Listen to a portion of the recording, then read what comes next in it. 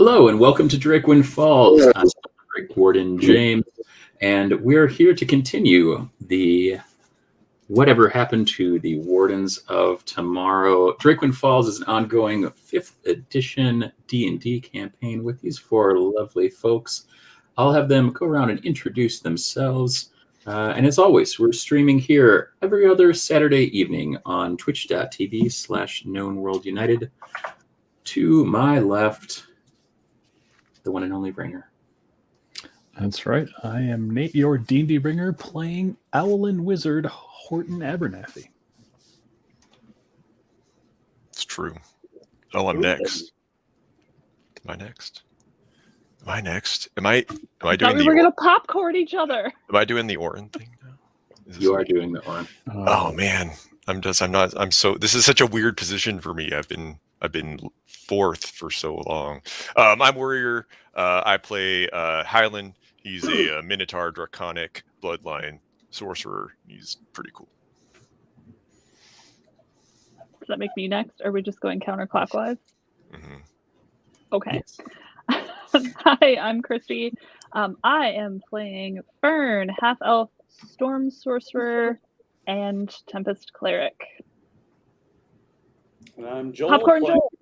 Oh, what? Guys, go ahead, James. There's no one left, baby. Let's go. I'm Joel. I'm playing Becker Stokes, the human cleric. Excellent. All right. When we last left our intrepid group, we were deep in the caves of Barber's Cove. They had made their way down from the nearby hamlet of Bonders Pass.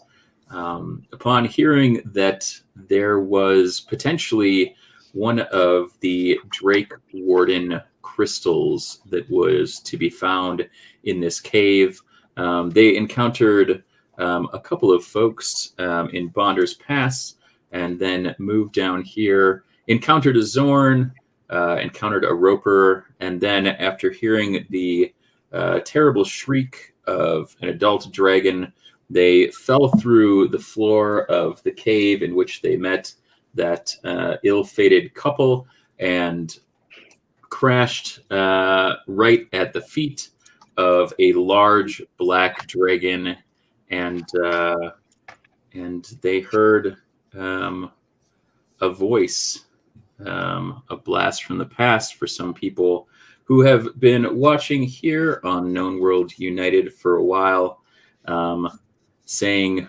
"Whoa there, Kimmy, let's hear what these nice folks have to say before we melt their rad-taggedy asses."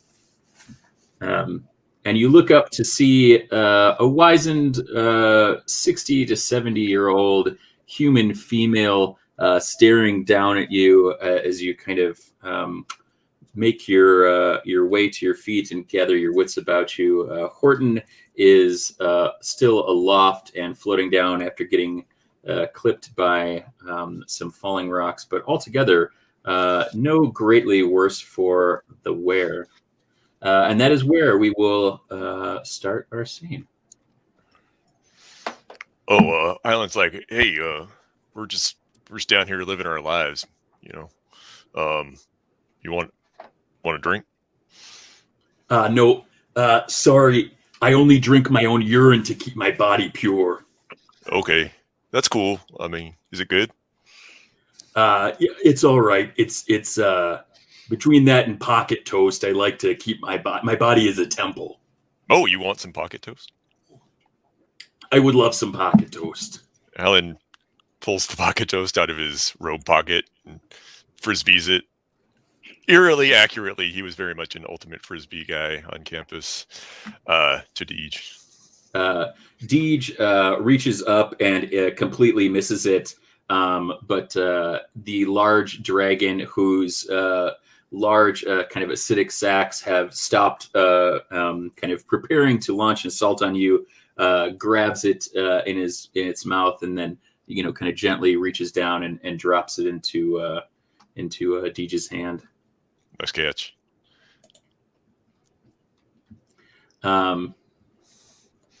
Yeah, 15 months. That is a long streak. Ooh la la. Oh, it's Pun Master Logue. Logue, you changed your name. I didn't recognize you.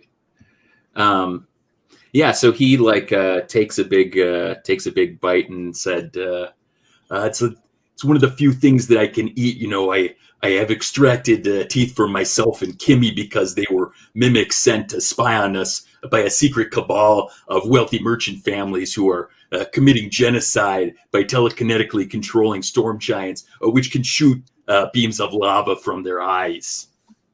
Oh yeah, that happened to my aunt. Yeah, it's terrible. I have to keep on the move, you know. Sure, no, that's understandable. Yeah. You're not paranoid if they're actually out to get you. No, I hear you. I hear you. You know, truth is what you make it. You know. That is exactly why I have begun to study the loot, so I can tell tale of my truths and I can speak my truth Sure. when I am able to come out of hiding. Sure. You know, what would be a great album title? You should call it your first album. You should call it "Truth Hurts." That is the truth, my Minotaur friend. Yeah, that's why it's so good. Yeah, As it's quite astute. Mm-hmm.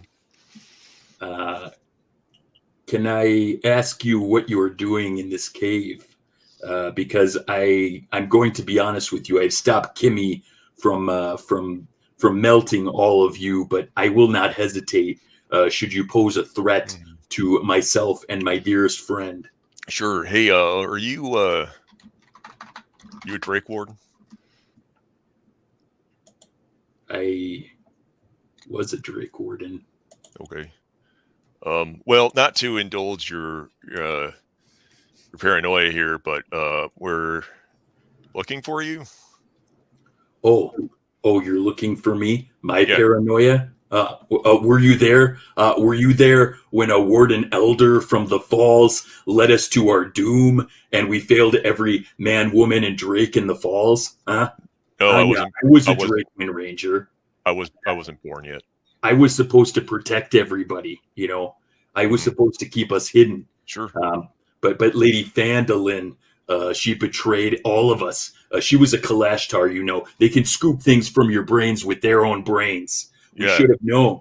Yeah, and after that, I could never look my sweet Steve in the face again or bear him the children that we'd hoped to raise together, safe from the world. We could have had twins, just like King William. Yeah, we could have named them Mary Kate and Ashley. But instead, I have lived on the run for the last 5 decades because I cannot dare show my face. Sure. Do you know what betrayal like that is? Huh? Yeah, I took history class, D+. Oh, good. I'm so glad that they're writing about our failures. Well, it's not documented as a failure so much as it's documented as a betrayal. Honestly, you're portrayed rather positively, if I'm being honest. Are you Deej? Yeah, Deej Tanner. This is Kimmy. Hi, Kimmy. Good catch, Kimmy. You look up and Kimmy smiles and has what looks like crude braces with misshapen fake teeth that are kind of plugged in all over the place. Couple glint at you.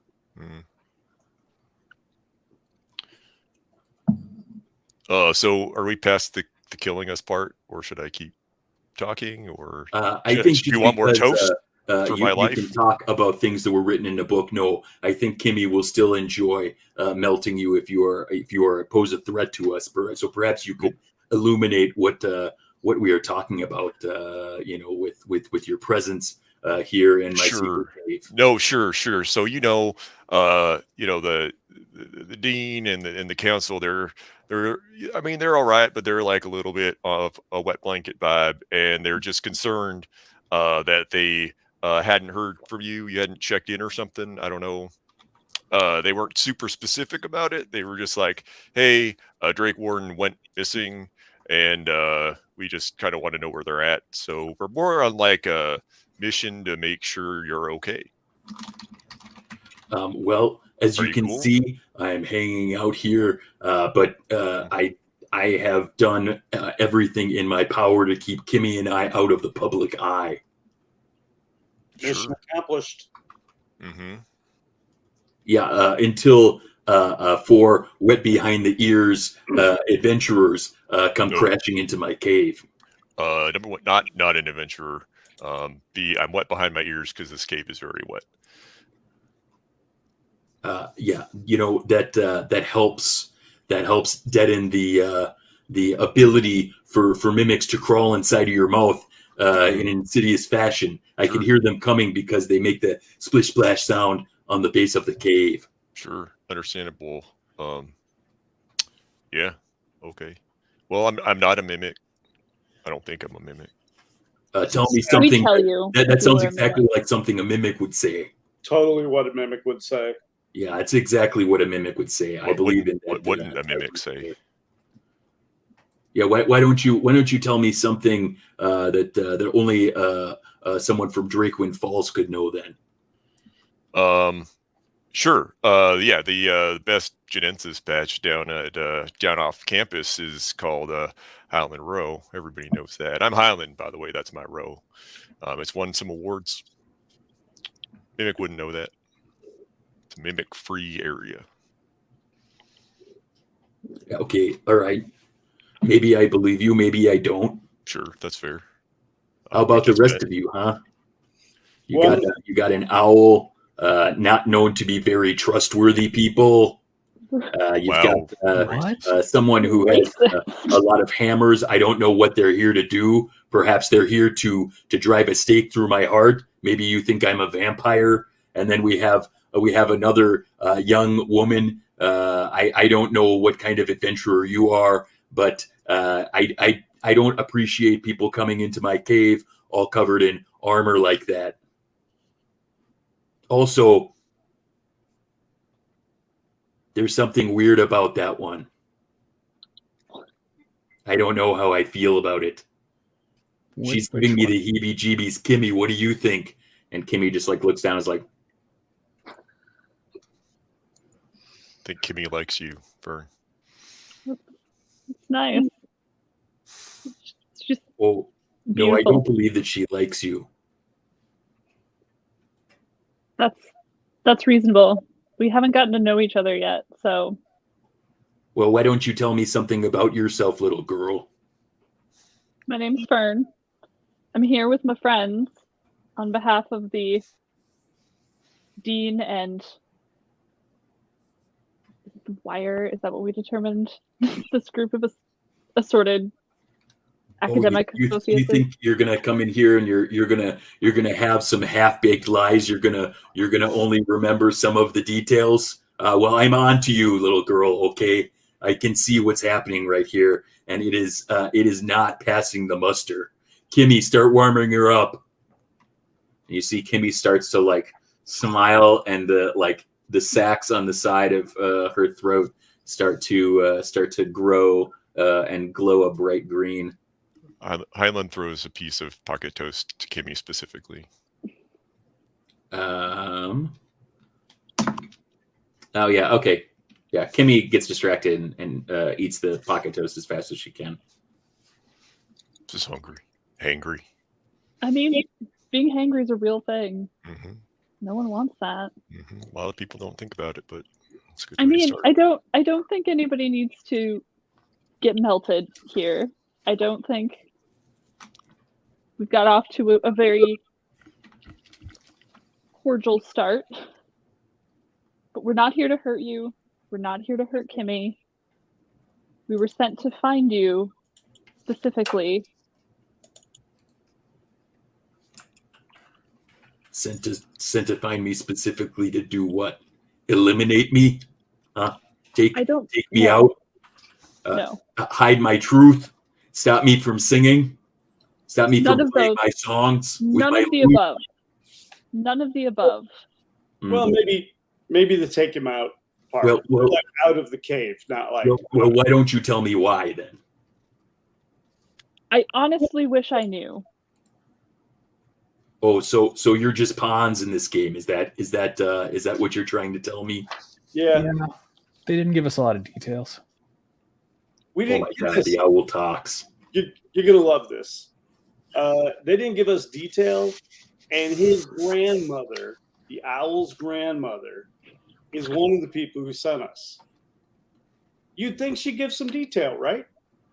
One would assume that the elders would be informing the children, especially after the betrayal previously, that perhaps we would have more checks and balances. But apparently, Drakewind Falls has not learned from its mistakes. Yeah, responsibility trickles down to the common man, brother. That is exactly what I have always said throughout my life. Smart. I don't understand why we are here having this conversation when you don't even know what is going on. Yeah. Yeah, no, it's hard when they're everywhere you look. It's like whatever happened to predictability, you know? Yeah. True. Milkman, Paperboy. Yeah. I know all about that. They just asked us to come find a Drakewarden and either bring them back or bring back their crystal. Oh, okay. He like starts to back up now, and he's looking super defensive. And Kimmy starts to pulse and kind of, you see a little bit of kind of acid kind of dripping down its chin. That is exactly why everyone is coming to get me. Hold up. You think that this is going to stop? Huh? It's never going to stop until they get my crystal. Here's the thing, brother. They didn't tell us which Drakewarden we were supposed to find. That's on them. Well, you know what? I haven't seen much of the rest. One decided that it was going to spoon feed us the blackest betrayal by talking about taking mushrooms or some such nonsense, and then all of a sudden attacking us and sending half of us to God knows where. And then after all of that happened, we all left and we went different ways. I don't think that I ever saw some of them again. Some of them I've heard went for a vacation up north. Some I think I've seen, out in the wood, though I'm not sure it's in. My eyes aren't what they used to be, and all those greenies, they all blend in when they don't want to be seen, okay? Yep, that's true. But I can tell you Fletcher's okay. Oh, okay. You think Fletcher's okay, yeah. Oh, I know. I'm not from Drakewind, but I was smithing materials and repairs of equipment for the Rangers. Well, yeah. Well, when we were fighting Lady Fandlin and all of her friends, old Peter Rabbit decided to bounce in and out, here, there, and everywhere, like he was drinking some of the berry juice. How about this? Very elusive. Obviously, you are sworn to protect this crystal, and that is completely reasonable. If you come with us, you can keep the crystal. If we are lying, your dragon can melt us. That sounds like just how someone would try to lure me out into the open, so that the secret cabal of wealthy families can murder me and my best friend Kimmy. I don't know anything about any wealthy families. So right after you say that, magical darkness erupts from out of nowhere, and it spreads across all of this. Everybody, even those with beautiful magical dark vision, are unable to see what's going on. And he says, "Oh my God, it's finally happening! Kimmy, light it up. We need to see." And you see, through the darkness, there's these pulses of bright green that kind of penetrate through the darkness, just like small fingers of light. And he says, "If you value your lives, come with me." And you I'm gonna feel this cold, clammy hand grab your wrist. Oh man, it's so difficult. Where are all of our beautiful names? Why can I not see? Can you guys see our display names? Mm-mm. It had me type it in, but I don't. Oh, you know what? Banners. There we go. Oh, Sorry, gang. Becker, you feel a cold, clammy hand wrap around your wrist. You're standing probably closest to Fern right now, and you could probably make a dexterity check to see if you can reach out and grab her before you're whisked away by Deej. Do I think the cold, clammy hand is Deej? Yeah, yeah. Yeah. I mean, you can make me a perception check. 24. To the best of your knowledge, you feel like this is an older woman's hand. Okay. And then It's I rolled you 17 for the before. dex. What's that? And then I rolled a 17 for the dex. Okay, so Fern, you feel Becker's hand kind of reach out and grab you. You can make a dexterity saving throw to see if you can grab onto Highland. okay. Do it.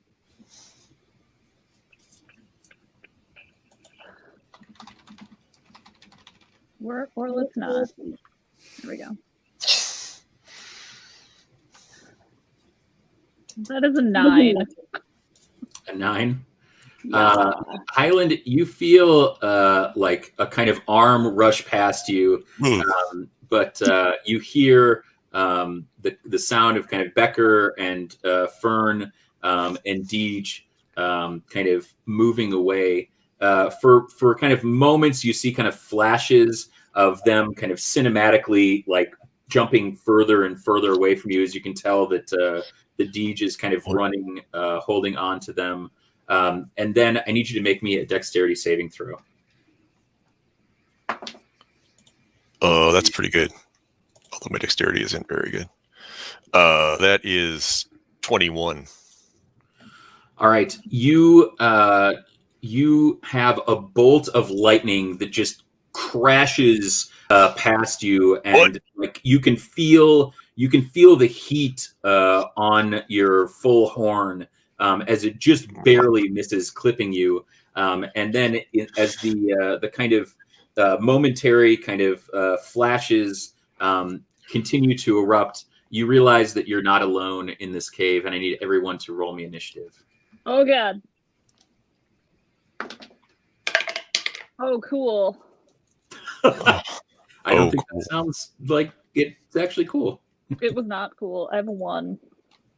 Oh. Okay. Horton, what are you at? I got 10. 12. All right. 12 for Highland and Becker. 20. 20. My goodness. Don't waste those 20s though. I'm guessing it's not a natural 20. No, it's 19 plus 1, but I'll take it. Oh, heck yeah. And then I will roll our good friend Deej is going to go at 13. And your friends from the darkness are going to be going right after Becker. We'll just call them darknesses. All right. Okay, so Becker, you are being pulled along by Deej. You are unable to see anything in the dark currently, and this magical darkness seems to have spread at a kind of unnatural pace. Can you make me an Arcana check? I can try. Woo, 19. 19. So you're not the kind of proficient in the kind of knowledge of spells to kind of a varying degree, but you realize that in order to have this much magical darkness, this is not a single caster. This has to be a quite a large number of individuals to make this, or people are doubling spells at quite a rate. Okay. All right. I will basically relay that out loud in the kind of subtle manner Becker has.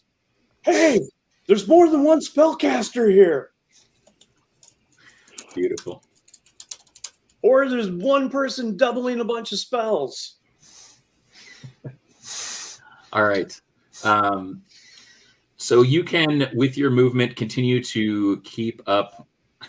Becker has entered the group chat. You are able to keep up with Deej. You can use your action or bonus action as you're going, and at any point for both Fern and for Becker, you're more than welcome to stop moving. You don't have to hold on to another, but I'll consider your movement moving with Deej. So you'll have an action and a bonus action. For Horton and Highland, you are currently undaisy chained, so you can kind of move as freely as the magical darkness allows. I'm going to use my action to cast Bless on Deej and Fern because I have physical contact. Great. And Awesome. Horton will be the third. Okay. All right. Roll me percentages to see if you can reach Horton or if he's kind of out of your range. Okay. That would be a D100. 41. Horton, you kind of momentarily feel this kind of sharp pang of terror, and you kind of as the darkness spreads, you see kind of it kind of enveloping and coming towards you as you're aloft. And just for a moment, kind of out in the distance after this, you kind of see this kind of momentary vision of Deej holding on to Becker, holding on to Firm, and they're illuminated by a kind of radiant kind of silhouette for just a second, and you can kind of see their position as they're moving away. And then for everybody else, Joel, can you say what Bless is going to do for those folks? So for the next 10 turns, Yep. Attack rolls or saving throws, you can roll an added D4. Okay. To improve your odds. Okay.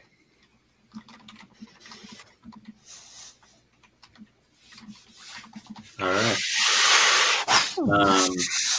All right. Next up is going to be the darknesses. So I need. Let's see here. So, Fern, I need you to make me a charisma saving, a dexterity saving throw. Dexterity saving throw. Highland, I need you to also make me a dexterity saving throw. Okay. And we can add our bless to this, yeah? Yeah, you can, Fern. That's a natural 20, which is 22. Okay. So Highland, you are struck on your horn, and you feel an arrow like ping off of your kind of non-capped horn as a good horn. Arrow kind of pops out of the magical darkness and kind of bounces off. Fern, what did you get? I got a 9. A 9. Okay, so I need you to I need you to take 9, 5, 14. I need you to take 14 cold damage. Cold damage? Yep. It's not cool. And then we are on to Deej. Deej is going to use his movement to double move, and he's going to magically pull you along. But he is also going to command Kimmy to lash out in the distance to try to fell his enemy. And so Kimmy is going to use her weapon, her acid. Uh-oh. So it is not going to hit any of you guys, thankfully. Excellent. It is going to use its acid breath. I'm going to make some dexterity saving throws. Ooh, those are not great. 2. All right. I got 3 saves. And so, oh, wow. Okay. Gotta send some kids to camp here and borrow some of my other dice. 2, 12.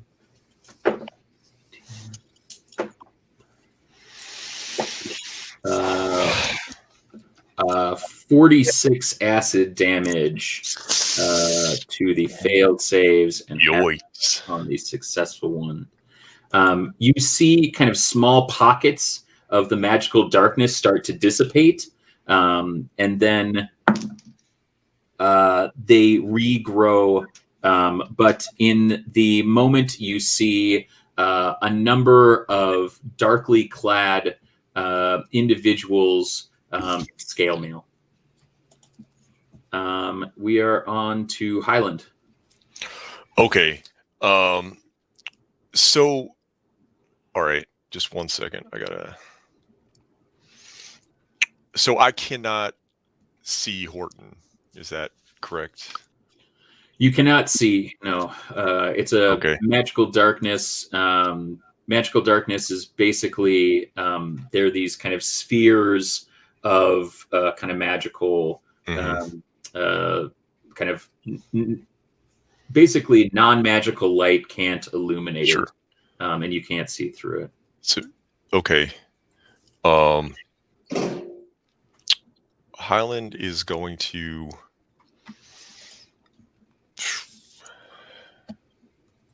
Can I roll an Arcana check to see if he knows how magical darkness works? Yeah, absolutely.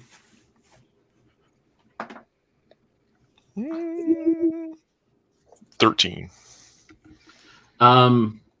He knows that it makes things dark.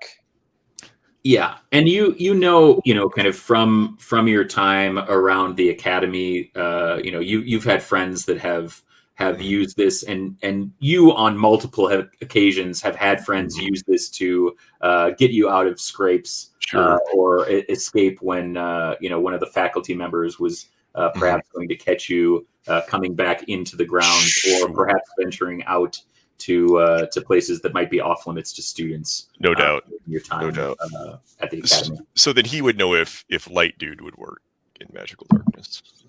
He would know. Yes, he would know if Light Dude would work. And can you remind me what Light Dude work? It's the Dancing Lights cantrip. So Dancing Lights cantrip. You can have like four globes, or like a medium humanoid creature shape of light, and it gives off a certain amount of light. Yeah, I'm trying to remember if that's I know it's an evocation, but I can't remember I can't remember if that pierces magical darkness or not. I don't know. I haven't dealt with magical darkness as a player, so that was what the Arcana check was for. It probably depends on the spell, I would think. Yeah. No, light created by dancing lights can't illuminate the area of magical darkness. Okay. If light sources creating by dancing lights are brought to the area of magical darkness, they're suppressed. So if you were to do that, It wouldn't. basically like you do that and like for a moment, Horton, Becker, and Fern, why don't you make me a perception check at disadvantage? Well, I was just seeing if he knew he wouldn't do that if he knew it wouldn't work. I don't know that he would know that, like, unless he used that a lot, kind of at university. Yeah, sure. That's cool. Yeah. He tries that. Okay. Then 17. I just rolled 2 ones. Oh, nice.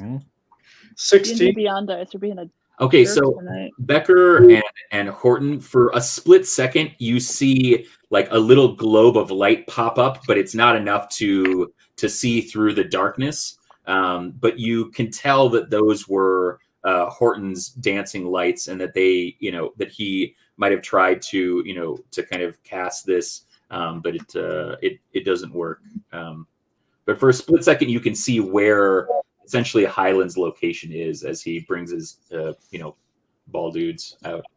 okay. Well, not to ruin that giveaway for anybody, but so when he saw when the domes dissipated a little bit, was there a place that he could see where the darkness weren't?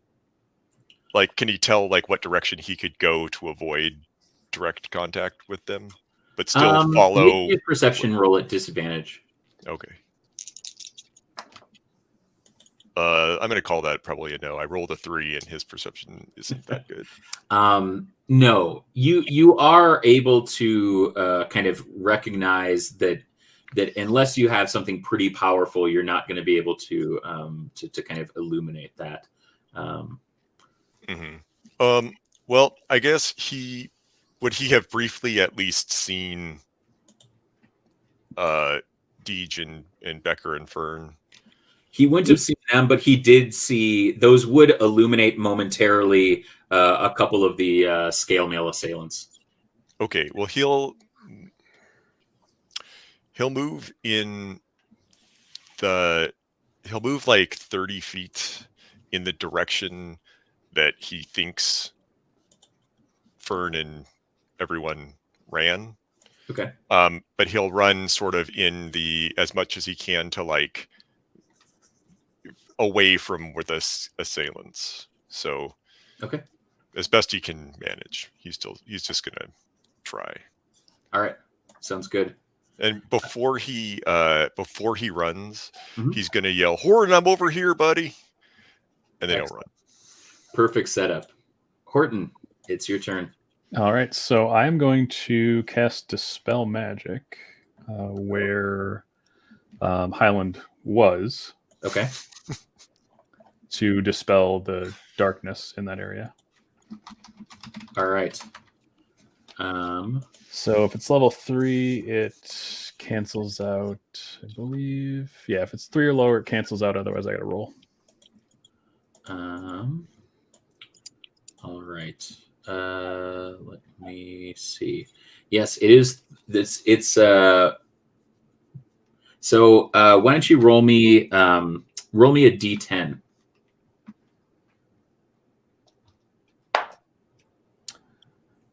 That is a 1. You are able to dispel a pocket kind of closest between you and Highland, and you're able to clearly see Highland. And in between the two of you are 3 assailants in kind of dark black scale mail with kind of deep, kind of rich red kind of trimming and kind of tips of each of the kind of scales on their armor. Are these people that I've heard of in the past? Make me a history check.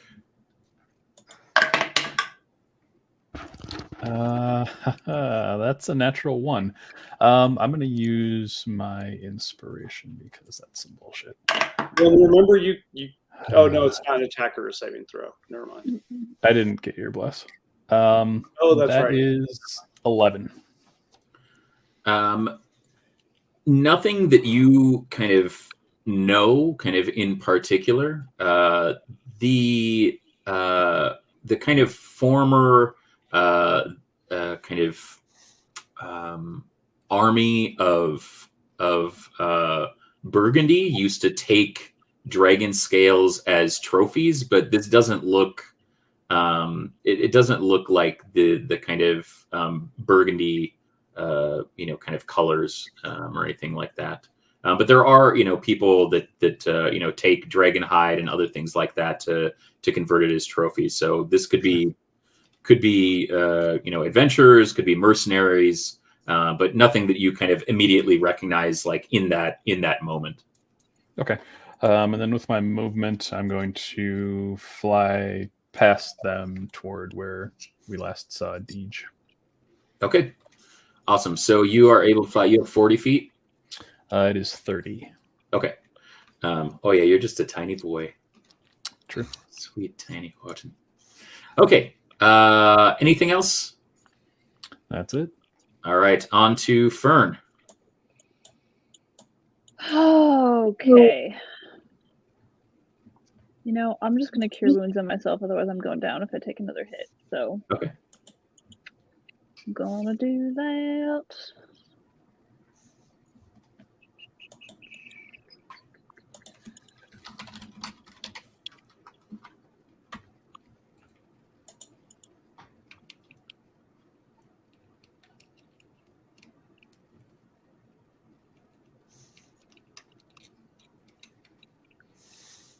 Alrighty. And then am I still attached to Becker? Yes, you are still attached to Becker. Okay. Well, I'm just kind of being Becker is holding pulled you, along in my and movement. and Deej is holding Becker. That's fine. I'm just being pulled along in my movement then. That's cool. Yeah. Okay. Cool. All right, back to top of the pops. Becker, you momentarily feel warmth course through you as you hear Fern kind of as she's kind of running / being dragged along by a curiously strong Deej. You kind of hear a small kind of cry, kind of in between the breathing to keep up with you guys. Okay. Becker is going to basically put the links of the train together. Okay. He's going to pull Fern forward. Okay. So that he can put her hand on Deej's arm. Okay. He's going to say, "Keep her safe," in an ambiguous way, so they'll both think that I'm talking about the other person. Perfect. Oh, Becker, if you don't have inspiration, you can have inspiration. That's beautiful. I will take it. And then he is going to use Detect Magic. Okay. And run towards where the scale dudes were. Okay. And hope that Detect Magic will highlight them. Yeah. So Becker, you cast this and a kind of divine fire licks out of the magical darkness and illuminates kind of from behind the silhouette of 3 figures that you see in the distance, and you're able to pull them out as the kind of fire kind of burns behind them and casts a shadow towards you, allowing you to take your full movement towards them. And you should be able to continue and reach them on your next turn. Okay. And I would imagine I now know where Highland and Horton are as well. Like anybody using magic. My mug is magic. So you sense the presence of magic within 30 feet of you. Yeah.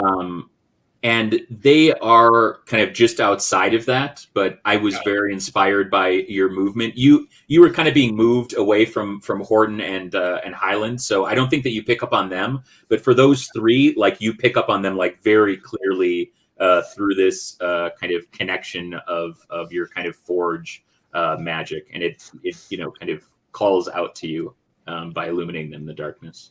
And now I've got dark vision all over again. 2 times. All right. Anything else, Joel? He'll draw hammers Cool. now that his hands aren't occupied. But no, good. All right. So Highland and Horden, I need you to make me dexterity saving throws. Why would you do this? Sorry. 16. 13. Okay. You, Horden, are going to be clipped by a plume of fire. And you're going to take 14 fire damage. Oof, that's not good. Highland, another lightning bolt comes through and singes you, and you're going to take half of 16, so 8 lightning damage. Ow. And then Deej is going to make his saving throw, and Fern, I need you to. Oh shit! And Fern, I need you to make me a saving throw as well. A dex save? Yeah. Remember your +4s.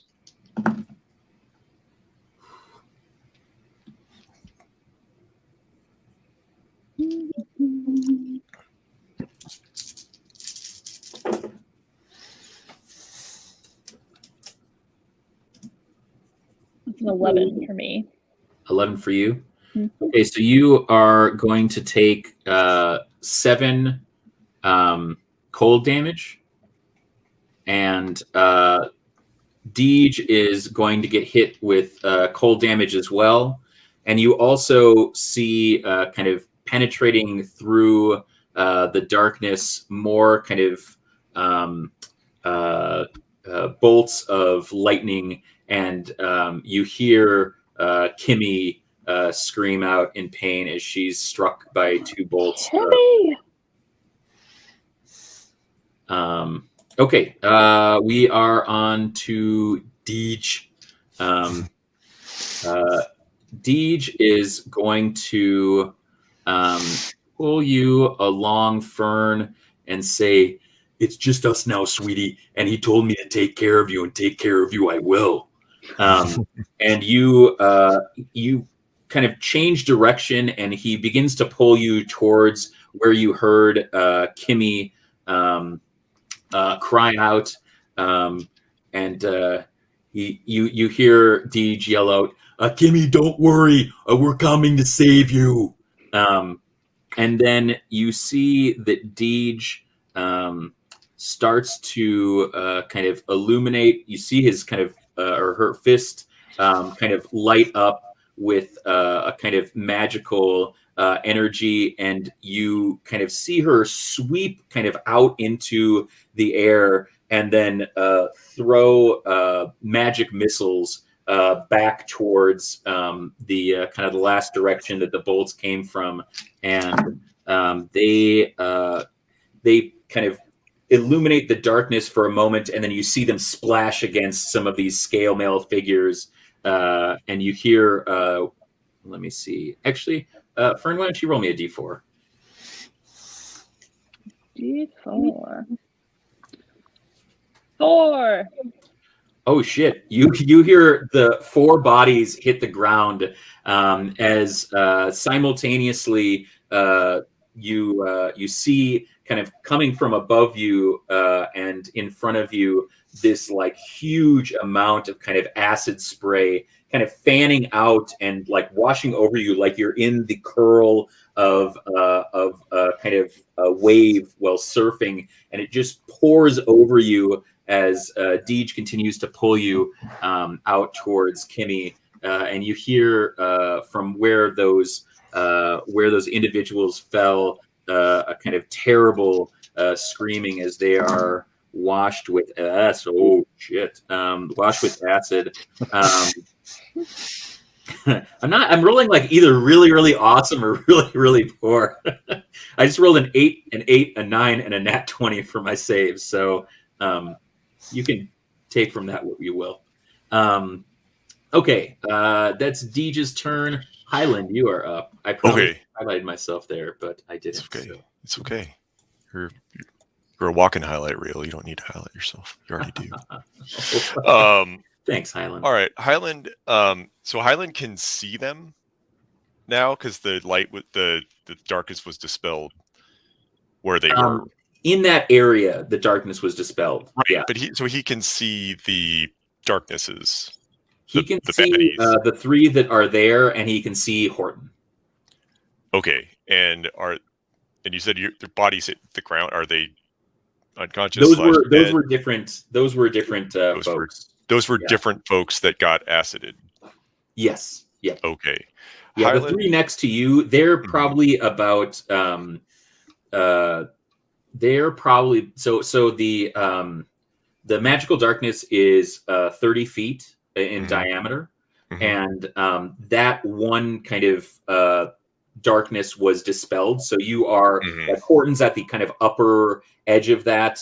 They're kind of on the ground in the middle, kind of directly below Horton, and then you're just a little bit of way. But those screams kind of came from the direction that Deej and Fern and Becker took off towards. Okay. All right. Highland is going to skid to a stop real quick and turn back toward the darkness and he'll hold up his mug, steaming happily, and he blows on the steam, and little sheep pop out of the steam and toward all the darknesses, and I need all of them to be affected by the sleep spell. So just a minute while I roll a bunch of dice. No worries. So the sheep are numbered. They are. Those are pretty good rolls. We should make sure we count all of them. All right, it's 27 hit points of sleep. So it starts with the one with the lowest hit points, right? The lowest hit points first, and then going up. And if it covers all their hit points, they fall asleep. If it covers only a portion of their hit points, they don't fall asleep. So you see one of them drop to the floor, and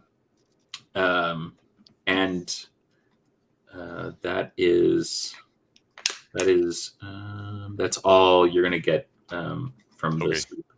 That's fair enough. That's more than I had before. Can Highland see where Becker's in the darkness? Becker's in the darkness, yeah. But Becker so there's Deej, you're unable to see. So there's like a patch of light between two darkness areas. Yep. Yeah. Okay. You're basically like one kind of normal like sphere of like regular light in the cavern, which is kind of low light, and the rest is still enveloped in magical darkness. Yeah. Sure. No, that makes sense. Highland will sort of make sure he gets Horton's attention, and then he'll run into the darkness in the way that Deej and everybody went. Okay. Awesome. 30 feet. Yep. Gotcha. All right. So you cast that, and one of them falls, and then you're just like, hey, and kind of give Horton one of these, and then you just like you hoof it off, and you get about 10 feet, and then you just get plunged. You just like it's like jumping in kind of the dark water at night. It just kind of envelops all around you, and you're kind of in darkness again, and keep running in that direction for another what was it, you have 30 feet of movement? Yeah, so like another 20 feet. All right. Okay. Horton? That's all. Yep. All right. So how are the two people that are still awake? How are they set out? Are they like right next to each other? Yeah, they're about kind of 5 feet. They kind of react by kind of like taking up a stance, kind of looking towards Highland, kind of in front of their fallen comrade. Okay. So you'd say they're within a 10-foot square. Sure, I would say that they're within a 10-foot square. Excellent. I drop a little butter on them and cast grease. Nice. So they need to make me a dex save. Dex saves coming right up.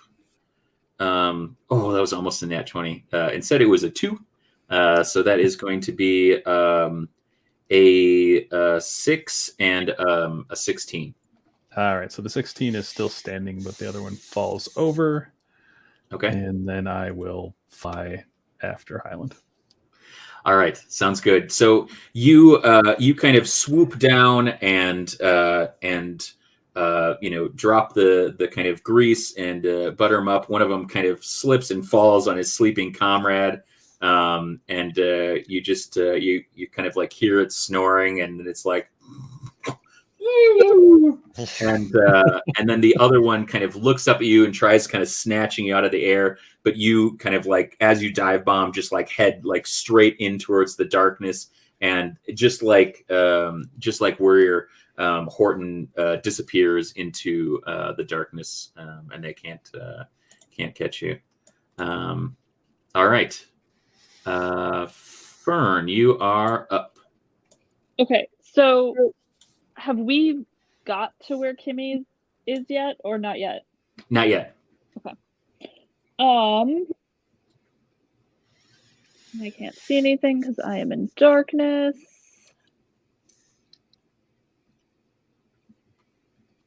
I am going to just ask Deej what I can do to help her the most right now.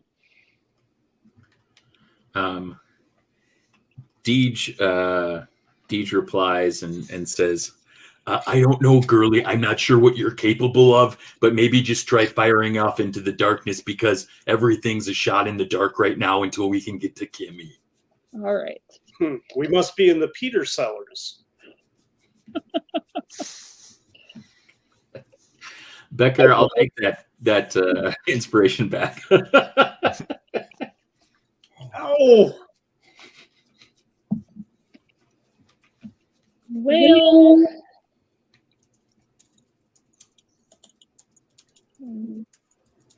hot garbage in the darkness. Garbage in the Darkness was the name of my jazz band in high school. As it should be. It's a 15-piece. A 15. Yeah. So many robust. tubas. Yeah. At least Also, 6 incorrect of them. I've taken inspiration back, I think, in each episode so far, Yeah. including this hero session. Well, not for me. Yeah, it's mostly from me, I think. Oh shit! I don't know where you guys are. That is the problem.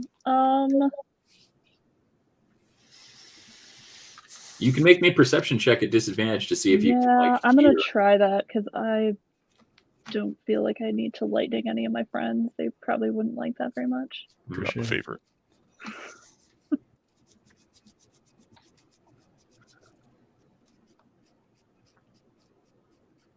That was 2 1s again, for fuck's sake. D&D Beyond. Aw. Whoa! Why are TGDR. you the devil? Fern, there is a kind of a loud explosion sound that comes to your right, and you have a kind of ringing in your ear. And can you roll me a d4?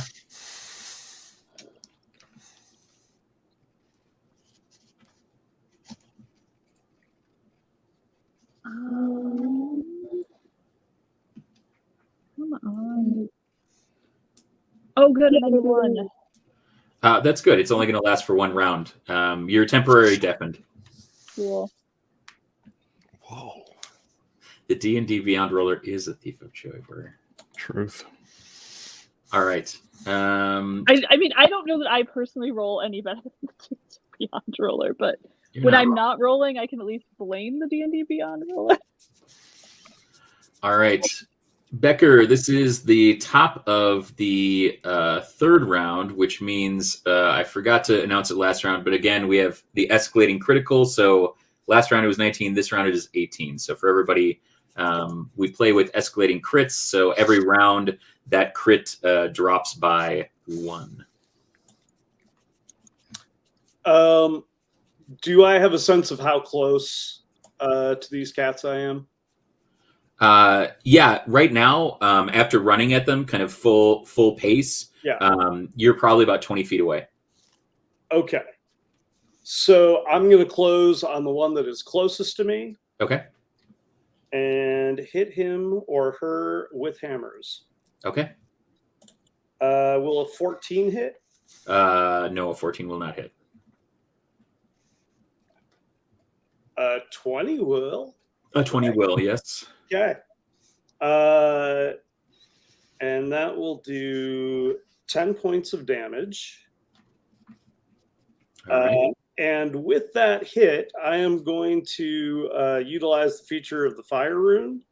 Okay. So they are going to be encased in fiery shackles. They will take 2d6 fire damage. Okay. Let me pull that up real quick. For 6 points of damage. Okay. They have to make a strength saving throw or be restrained for 1 minute. And the save is 8 plus proficiency bonus plus con modifier, so 7. I rolled a 7, so I'm going to say that's a fail. Every turn that they're shackled, they take 2d6 fire. Okay. And can you roll me percentages, Joel? yes. Yes, I can.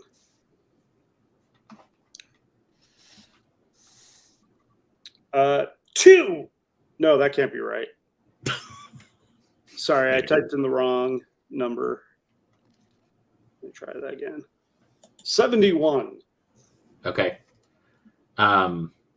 You kind of continue to see them illuminated as if they are kind of not spheres of fire, but almost like the kind of Human Torch in an Alex Ross painting. They're these kind of like fire kind of figures in the magical darkness, and you see one kind of like go down to one knee that you're engaged with. I'm also going to burn Action Surge. Okay. And do an attack on one that is not shackled. So Okay. the other one that's upright. Okay. 24 to hit. Yep, that'll hit. For 10 points of damage. Okay. All right, 10 points of damage. All right. And I'm yelling things like, "You coward-bellied sapsuckers!"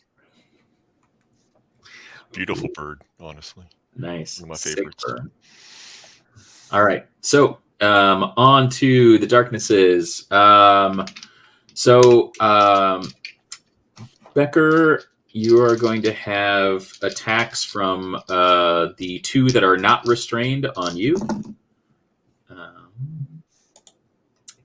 And so that's going to be, one is a nat 20. The other one is 13, 16. Okay, the 16 won't hit. Okay. You said the other one was a 20?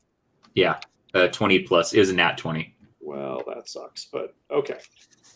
Okay, so that one is going to do... that one will do 9 slashing damage. Okay. And then they're going to take their second attacks. At least I'm rolling about 50-50 now.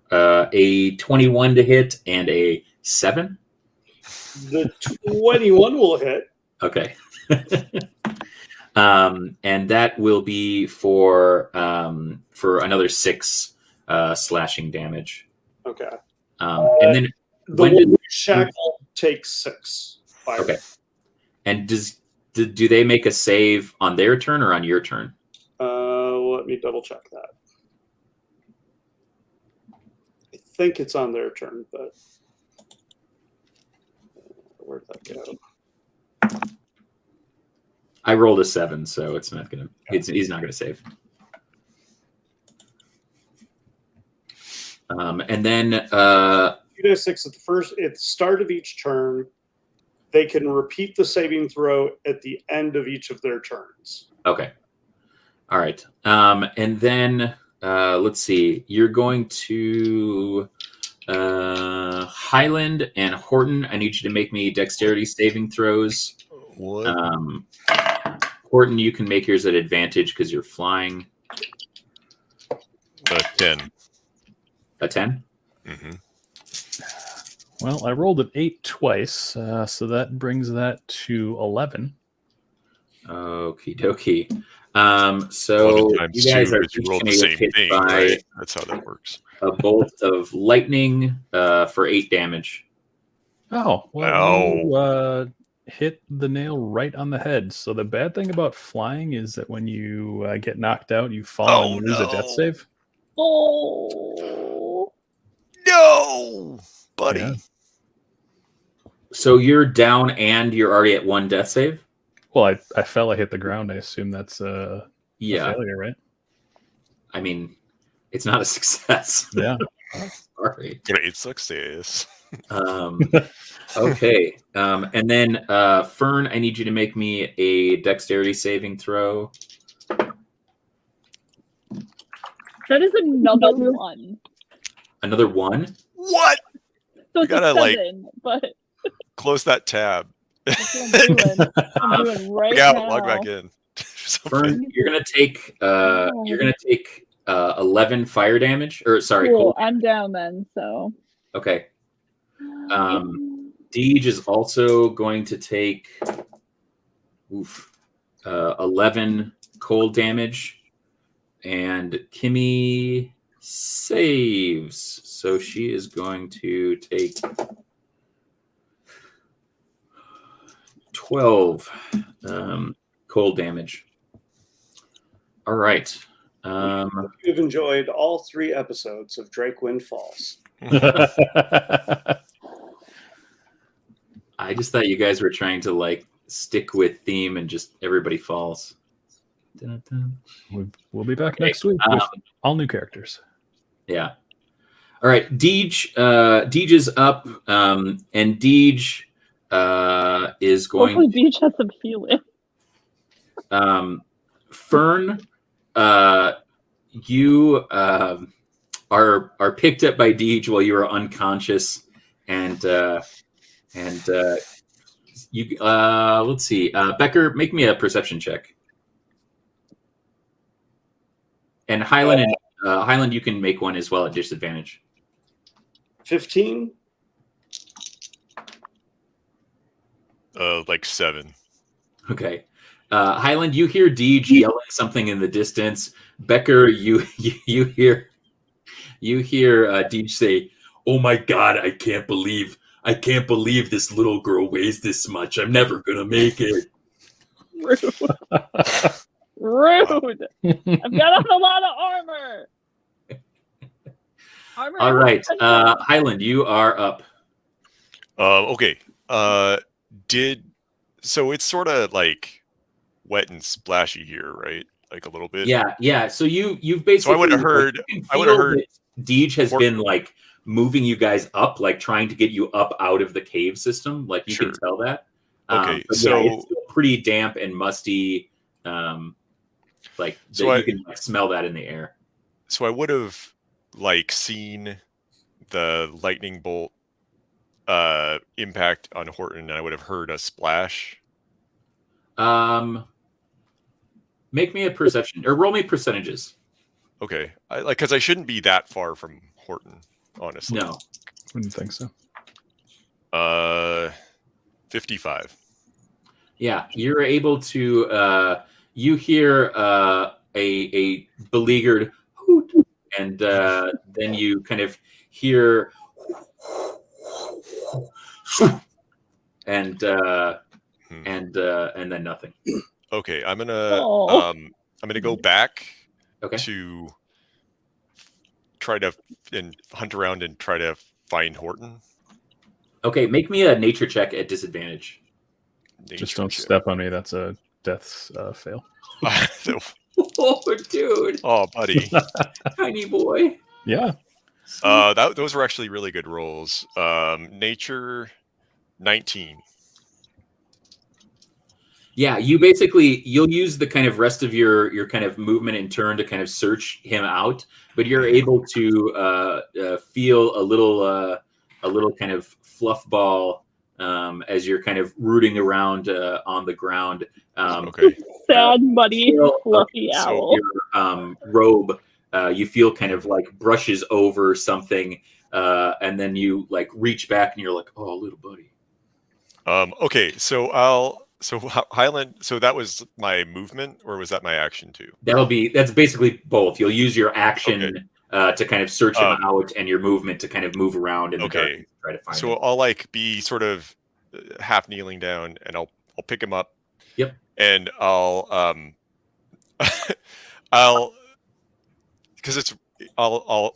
like hold him up to my face, and I'll whisper vibes and use healing word.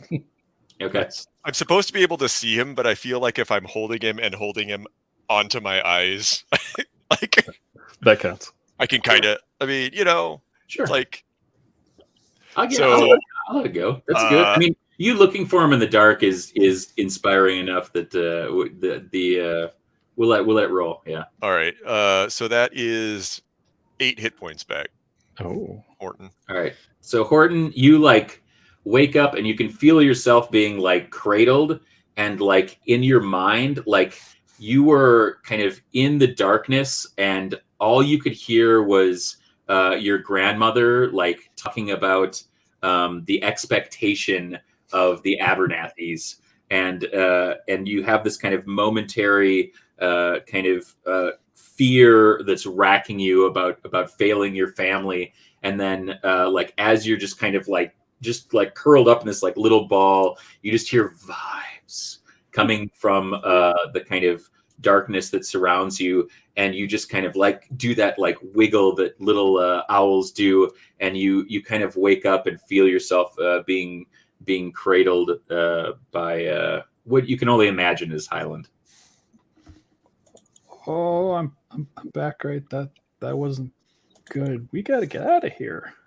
And then I like that your grandma's scarier than the grave, though. That's yeah.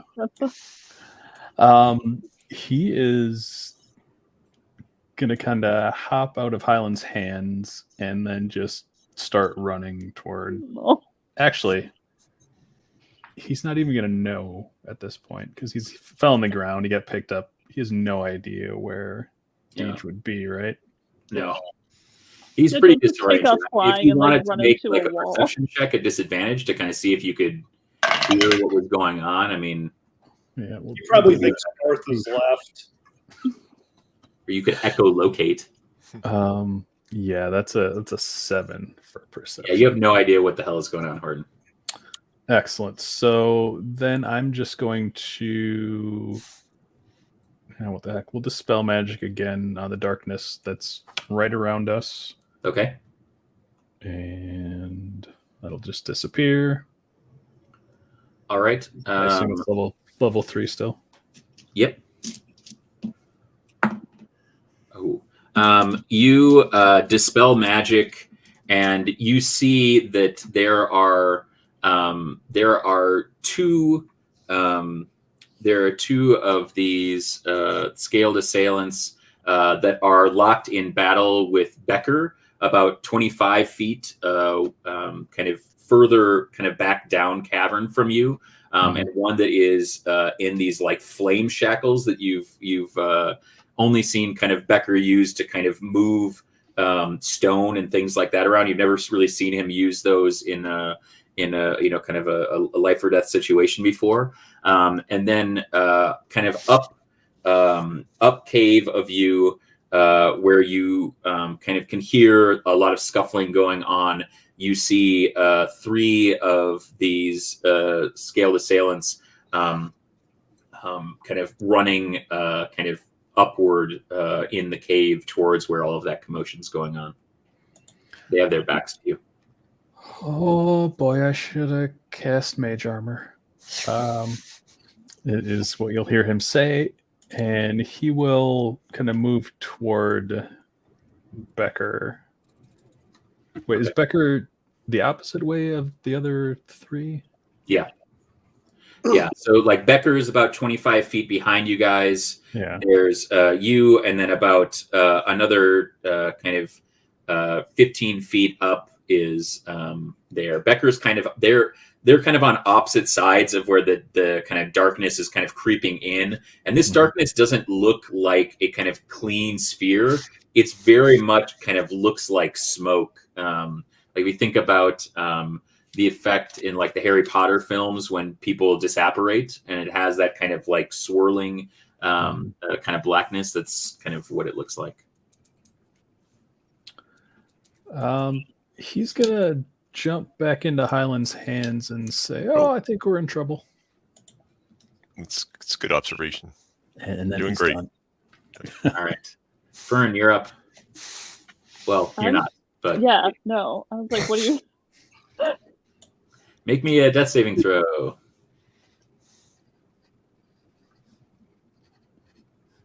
Oh Please don't let it be another one. my god. You're not rolling death saves? Hmm? I thought you were rolling death saves, but that's fine. I can. Why would I roll death saves? I thought. Oh, you- yes, I am rolling death saves. Just kidding. I'm sorry. You're right. I was like, I'm feeling fine right now. Okay. Moving on. Becker. I hate this.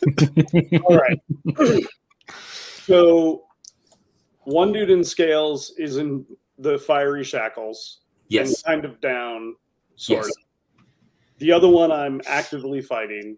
Yes. There's one that's asleep and one knocked over on top of the asleep one. Those guys are back in the magical darkness. There's 2 up, one that you're engaged with, one that is shackled. Yeah. You're engaged with one, and the other one is kind of like moving into kind of to engage you. He was just kind of he was a step behind as you were kind of like running in previously. Okay. So there's 1 shackled and 2 others, one that you're directly engaged with in melee right now. Okay.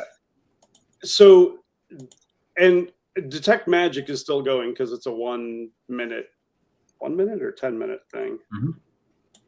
Mhm. So am I able to, like, using that, am I able to see the other 2? The other 2 that are in the magical darkness, like further away, that sleeping one. Yeah. Let me. They shouldn't be in magical darkness at this point.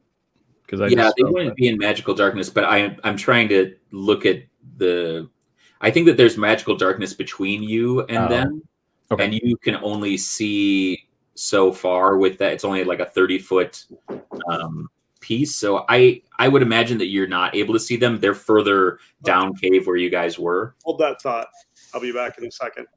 All right, I'm holding that thought. Do do do do do. Ba, ba, ba, ba, ba. Ba, ba, ba, ba, ba, ba, ba, ba. Do do do do do do do. Ba, ba, da, da, da, da, da, da, da, da. I remembered my mug this week. Good Hey, job. Nice.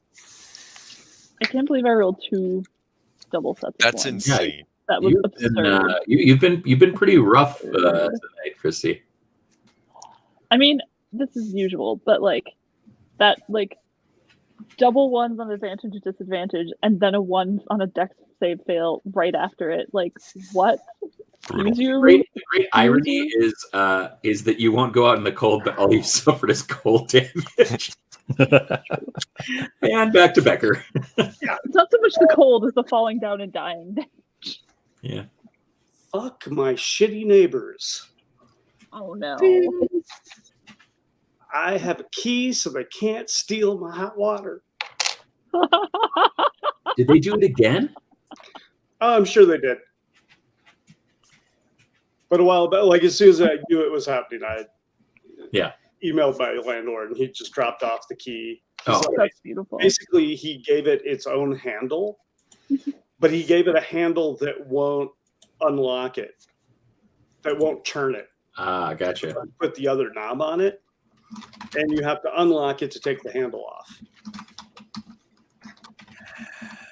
Yeah, baby. Goodbye, high gas bills. All right. All right, you are up, Becker. Okay. So there, at this point, I guess what I'm trying to figure out is Becker aware that there are 4 assailants, or are there more than 4?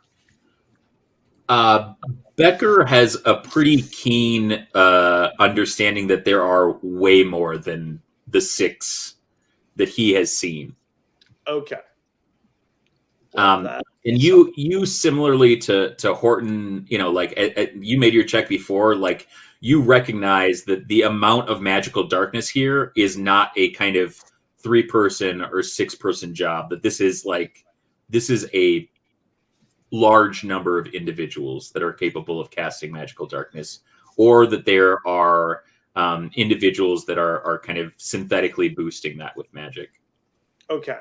Do I know the directions? Am I able to tell the directions the other assailants are in? There's none within 30 feet of you. Okay. It's a 30-foot radius, right? Yep. I think so. Okay. So, but it's definitely too many for me to, like, at 4, Becker is kind of thinking I can probably take him. At more than 6, there's basically those. You know that there's those 3 right there, and then there was others that were chasing Deej and you and Fern when you were all together. So, and you heard that like Horton and Highland were encountering some. So you know that there's at least like 3 different groups. You don't know that like how many were part of each group, but like your best guess. Make me an Arcana check. 9. Your best guess is there's a shit ton of them. Okay. With that in mind, the one I don't know if it's metric or not, but if we were, there would be a metric shit ton. Yep. Okay. Like TONNE. Yeah. So with that in mind, what Becker will do is he is going to use the stone rune on the assailant who is not shackled. Okay. And it will need to succeed on a wisdom save. Okay. Oof, that's a 2. So that is a 4. Cool. He is in an incapacitated stupor. Okay. Becker is going to holster his hammers. Okay. You know how like Christian would do the like arm hook before the unprettier? Yeah. He's going to do that so they're back to back. Okay. And he is going to use that's going to count as he's going to use all the motion he can use to run like hell back towards Deej and Kimmy and the rest. Okay. So he's got the assailant. Yeah. Okay. Awesome. That's amazing. If you haven't reused your inspiration, you could have inspiration for that too. That's pretty beautiful. Okay. So we are on to the darknesses. Shackle Boy takes 7. What's that? Shackle Boy takes 7. Okay. All right. You hear him like scream like out as you move, and you look back and you see him like shed the like scale mail off of him, and the shackles like fall off with it as you're running, and then you're into that magical darkness. Yeah. Okay, so the darknesses are up. Highland, Horton, Fern, all please make me dexterity saving throws, as will Deej and. I'm unconscious, so I feel like I don't need to make a dexterity. Oh yeah, you no, you're sorry, you're in Deej's arms. 14. Make his a disadvantage. Oh, that's not. That's I not have another mound star. Soothe my soul. Okay, Highland and Horton, what did y'all get? 14. Okay. Oh, Horton, I think you're muted, but did you say 12? No, 21. Oh, Nice. that's much better. And what did you say, Highland? Sorry. 14. Okay. So, Highland, you are going to take 11 lightning damage. Wow. And Horton, you will take half of that. So, 6. Stop lightning, me. And then Kimmy is going to get hit again, but not nearly as bad. And Deej is going to take some cold damage. Another, half of 16. So another 8 cold damage. And Deej shoulders up Fern and kind of absorbs all of that. And then, that's going to be on your turn. So that is the darknesses. And then Deej continues running, and he manages to kind of get behind Kimmy, and Kimmy flares out her wings, and kind of in the distance, Becker, you can see this this absolute kind of tidal wave deluge of magical acid spray kind of light out. And when you do, this kind of lands down, and you see that there are no fewer than 12 of these assailants that are getting hit by this. There's just kind of an absolute unit that is kind of after Kimmy and Deej. You estimate that they're probably about 40 feet kind of up cave from you. And let's see here. And that will be Deej's turn. You see, you guys won't see this, but for everybody at home, you see that Deej kind of stashes Fern behind Kimmy, and then starts to climb up on Kimmy's back. And we will go to Highland. Oh, hey, everybody. Highland is going to... So there's no magical darkness between him and Deej and Kimmy now, right? There is, but it's kind of skirting, you can see them off in the distance. Okay, if I can see in the distance, then Highland is going to kind of football carry Horton for a second, and dump his mug in a circle on the ground, and little glowing little hoop appears, and he kind of just holds him above it and drops him. And Highland and Horton appears right next to Kimmy. Awesome. Nice. Okay, He cast Vortex Warp. Nice. Very cool. Okay, so you see Deej is you appear next to Kimmy. On the ground is Fern. She's unconscious. And you see that Deej is frantically climbing up the back of Kimmy. To be fair, when is Fern conscious? I don't know. Best work while sleeping. All right, Horton. Oh wait, Highland has movement and stuff too, so he's gonna he'll run 30 feet toward everybody. Is there Towards the any sort of bad guys? No, he's gonna run toward Kimmy and Deej and everybody. Oh, how far? Wait. What did you vortex then? So Vortex Warp is a spell that lets me teleport someone up to 90 feet. Oh, you teleported Horton. I teleported Horton. Okay, sorry. Okay, I got that. So Horton, sorry, Highland you is appear next to an unconscious Fern who's like, and you're like, oh, and then so Highland, you can move. Yeah. So Highland is going to move 30 feet toward Kimmy, Deej, et al. If there is like a outcropping or nook, he can sort of like try to squeeze himself behind for a little bit of cover. He'll do that. But he'll keep an eye. Oh wait, no, he can't see Becker. Never mind. So. Yeah, Highland, you're able to kind of like skirt along a series of stalagmites that are coming out that thankfully for you are not ropers. And you're able to kind of like bob and weave. Luckily also the kind of screams and moans of agony from the magical darkness off to your right denote that Kimmy found her mark with a lot of the acid spray. Thumbs up to Kimmy. You got it, dude. Okay, and that is Highland. Horton, you have magically appeared right next to your friend Fern, and she is unconscious.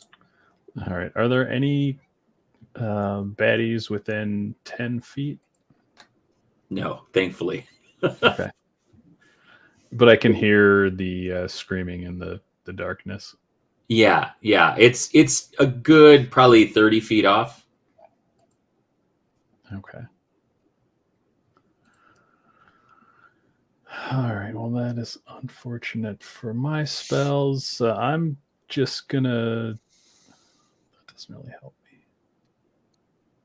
And we didn't get any useful healing potions. What the hell? All right. So I'm just going to cast Wither and Bloom, even though there's no enemies. Okay. So, Fern, you can use one of your hit die to heal yourself.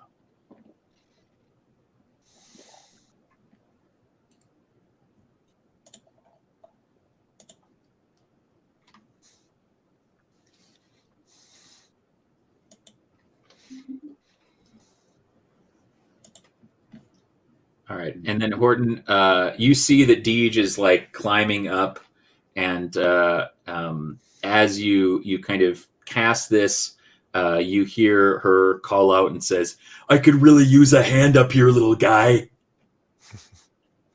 Okay, so I'll kind of fly up and perch on the saddle. All right, sounds good. So you climb, or you fly up there. Deej is kind of like up, kind of climbing the neck of Kimmy right now, and you're able to kind of like fly up to be next to him. All right, and then Fern, you gasp back to life. Poopy trip, and you are conscious once again. Woohoo! You are laying right next to the foot of Kimmy, and you see kind of as you come to, Horton is darting up towards Deej, who is climbing the kind of neck of this giant black dragon that has the kind of acid sacs kind of fully inflated, preparing to spray again. Can I see any of my other friends coming at us? Any of your other friends? Yeah. Yeah, you could see Highland running towards you. Okay. And I'm not gonna throw a warning wind because that's gonna make you getting to us much harder.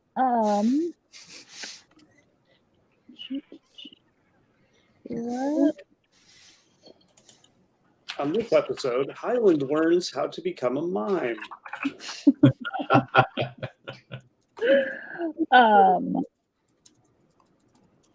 And can I see these baddies, or are they still too far out? They're still pretty far out. Okay.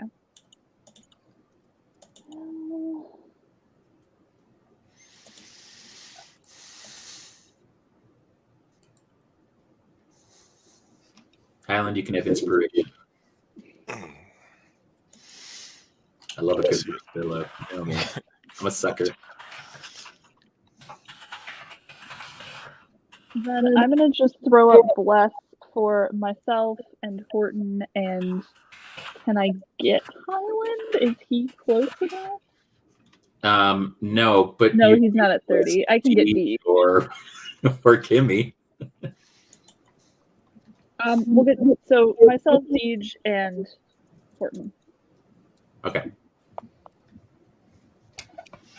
All right. So you bless them, and we are back to the top of the pops, Top of the tops. which means the critical is down to 16. Yeah. Use it wisely, Becker. Well, Becker is still hauling ass Mhm. to get back to the group, Okay. and is yelling, "I hope there's a back door, lady."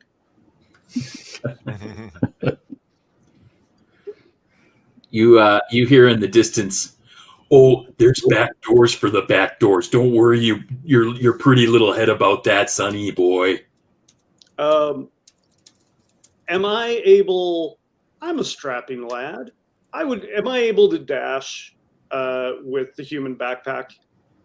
Yes, you could use your action to dash. So yeah, if you do that, you're kind of like running kind of through the magical darkness, and it's like spotty now. So you're like running in and out of it, and you're able to kind of like kind of pop through, and then it kind of dissipates. And like when you do that, kind of for your first 30 feet of movement, you kind of emerge out of that with kind of a puff of smoke, and you see Highland is kind of also sprinting towards Kimmy in the distance. And you see that there's some kind of magical darkness creeping in front of you, but you're just like, Highland is like hoofing it, and you are like coming up like pretty close, kind of to him. You're probably about only 10 feet behind him now, and you can use your movement and then your dash to kind of move through. And you guys are both just about one movement away from Kimmy at this point. And I'm going to add in, it's at least a baker's dozen of evil. It's a good bakery name. Yeah, you got to really watch it because I don't trust bakers either. No bread for this guy. That's how mimics get inside of you. What about pocket toast? Yeah, that's you have to incinerate all of the mimics inside sure. of bread Yep. first. Yep, that makes sense. That makes sense. Never eat raw bread. I won't. All right. Okay, Becker, that's you. So the recovering folks are okay, bunch of crap and one good one. So Becker, I need you to make me a dexterity saving throw at disadvantage because, well, you can run. These things are going to kind of wing out of the darkness at you. Highland, I need you to make me a dexterity saving throw as well. That would be a 13. A 13. All right. You are going to take 9. Just a second. Sorry. And am I taking it, or is my meat shield taking it? You're splitting it. Okay. So he's going to take 9, and you're going to take 9. All right. I got an 8. And it is you were taking poison damage, Becker, and Highland, you are taking. Oh, whoops. You will take 8 cold damage. Brr. Got in under my undercoat. And then you guys can all see Deej now. Horton, you're flying next to Deej, and you see Deej like kind of stand and like run up the back of Kimmy, and then you see you see her like lean over and stick her head into Kimmy's mouth, and you see her like rooting around a little bit, and you hear her like talking to Kimmy like, I'm sorry. It's hold on. Okay, just cool it on the acid. Okay, there. All right. Then we're going to get, and there it is. And you see her like reemerge, and this large green crystal that you recognize as one of the glinting things that came from Kimmy's teeth starts to shrink down as she holds it out, and she turns around, and you can see that it has pretty large cracks in it, and it's kind of only half illuminated, but she reaches out and gives it to you, Horton, and says, "You got to get this out of here. You got to protect it with your life." Okay, I don't have much of that left right now. Okay, and then she turns around and she lays her hands on Kimmy's throat, where the kind of acid glands are, and you see that it's like supercharging those acid glands. Oh, Joel, I thought you were up at the top, and I thought you were like raising your hand at first, and I was like, "I'm sorry, Joel, do you have a question?" Okay, and that is Deej's turn, and up next is going to be Highland. Okay. Highland, you kind of see this happen. You see Deej and Horton are off in the distance, kind of up by Kimmy's head, and then Deej kind of reaches down and kind of like hugs Kimmy around the neck, and you see the kind of bile ducts starting to grow green and swell up. You can see as you're getting closer that Fern is down on the ground, kind of like looking up at all of this happen. And everybody making a perception check. Oh, it's cocked. 21. Like 7. Becker? I'm in between Horton and Highland with a 9. Okay. Fern?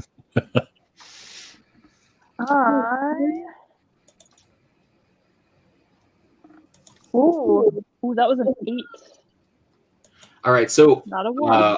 Horton and Fern, you hear the screech of another dragon that's coming down, and you can tell that this is a dragon that's coming closer to you. Highland, Becker, you can't tell, like, that. You can't kind of differentiate that this isn't Kimmy, but you hear this kind of like super loud screeching, and everybody make me a Constitution saving throw. Oh no. It's so weird hearing you say "oh no" for Constitution saving throws.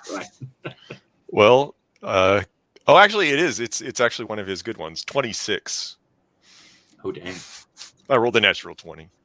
I got 25. Dang, Horton 2. Oh man, Horton rolls a 2. Oh, buddy. Becker. Horton rolls a 2 is really good. Once again, I am in the middle. I have an 18.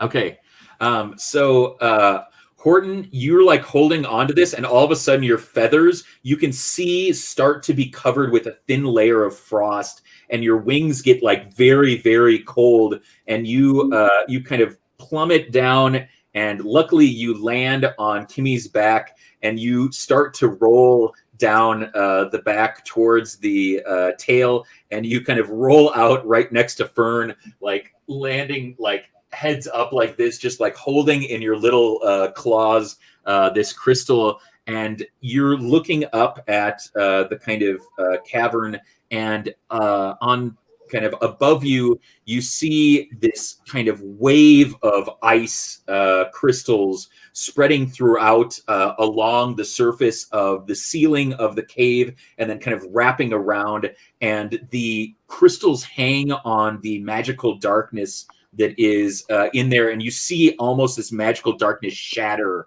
as it starts to crackle and land, and you see a resplendent silver dragon, adult dragon, light down and it lands kind of next to Kimmy and kind of extends its wing out, kind of almost touching you and Fern, and you can hear it speaking to you in your heads, and you hear it tell you to get on. And does it sound like anyone we know? It does. It does sound like someone you know. Can you make me a history check? I mean, I can. Maybe not. Oh, that's 13.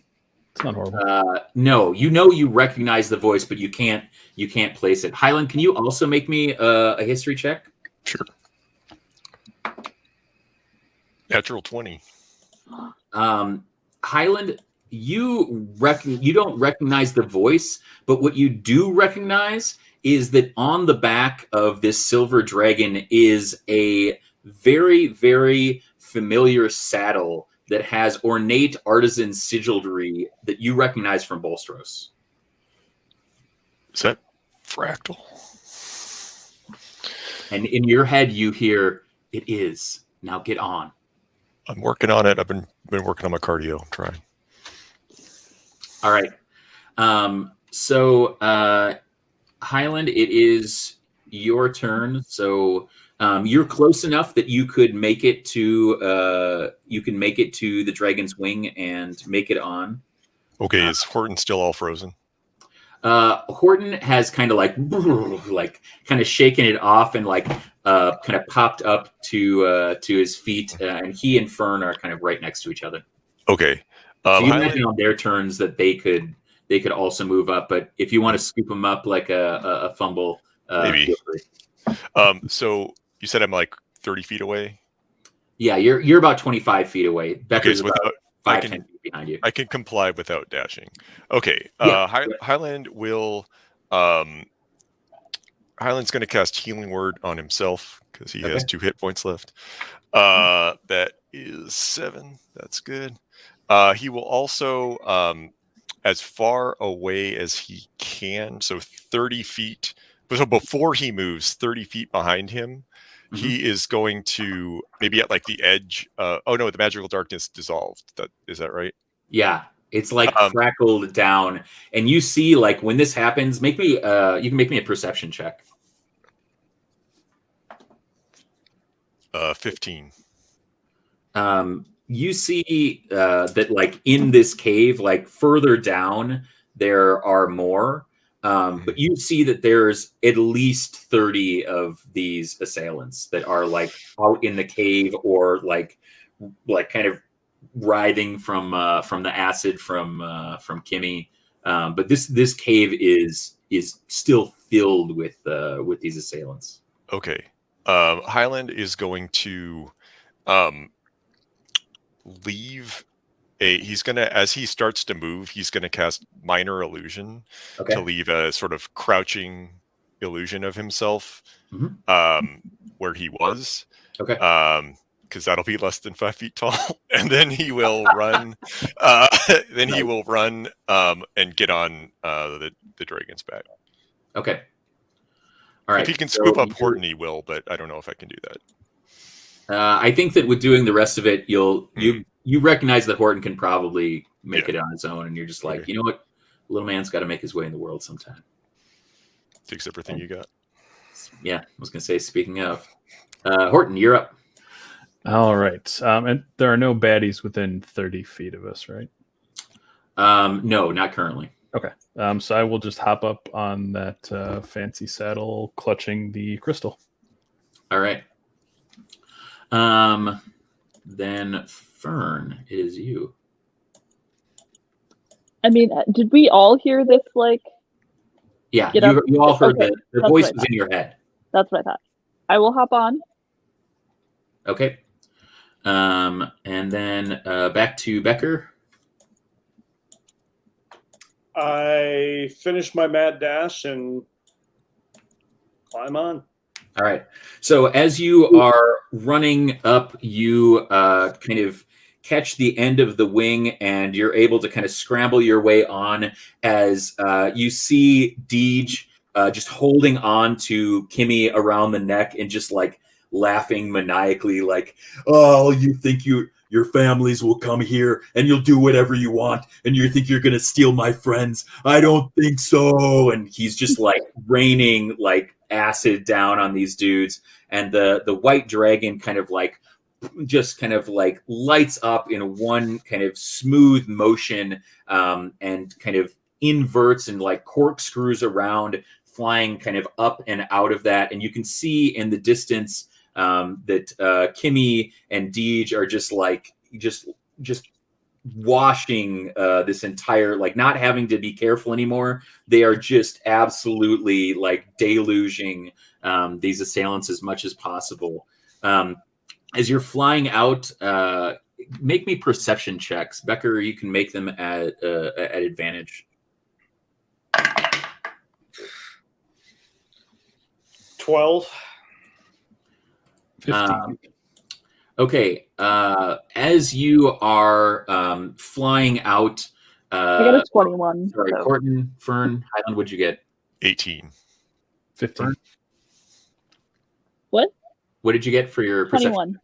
21. So as you're flying up, you also see that there are just a hail of arrows that are kind of flying past you, and they are just basically like enveloping all of the air around you, like very precisely kind of rained down from the kind of upper parts of the cave. You can't see who is firing these, but you feel like it's laying down kind of suppressive fire for you guys to be able to fly out of this. And as you kind of fly, you kind of emerge out from the caves of Barber's Cove, and you kind of rocket up skyward as the atmosphere around you just kind of crystallizes, and the clouds and kind of all of the kind of vapor in the air kind of turns to like little ice crystals, almost starting to kind of create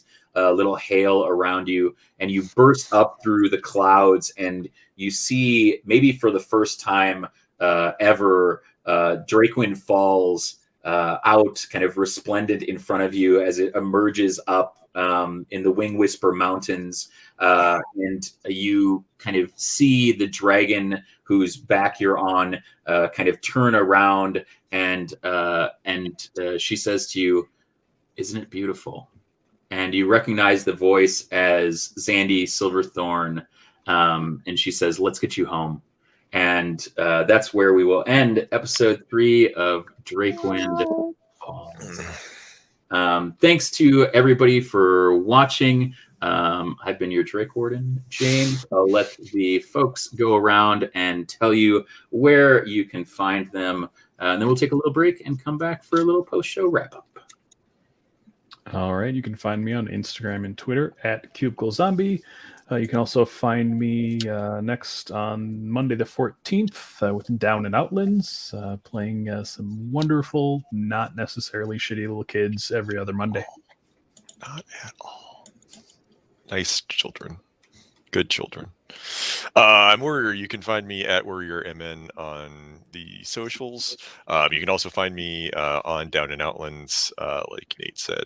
Again, we are good, wholesome children who make good decisions and definitely don't jump off of airships into a dragon.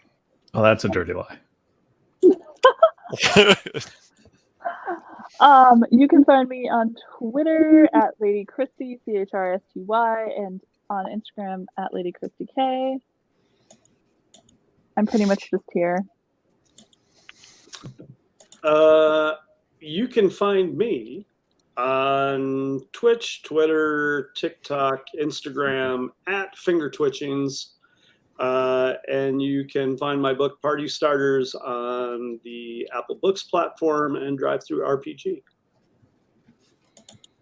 All right. And you can find me at Huey Beard Walks on Twitter, and find Drakewind Falls information at Known World United, where we stream every other Saturday. We'll be back in 2 weeks on Saturday, March 19th for more Fantastic action here from Drakewind Falls. You can follow Drakewind for updates on how the Academy is doing and what's up with the spring term. Drakewind Falls was created using a microscope created by Ben Robbins. Follow him at Lame Mage on Twitter or check out all of his games at lamemage.com. And again, follow us at Known World Unite on Twitter and at Drakewind.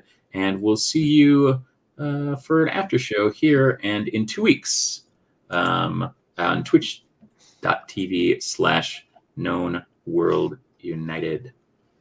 Bye.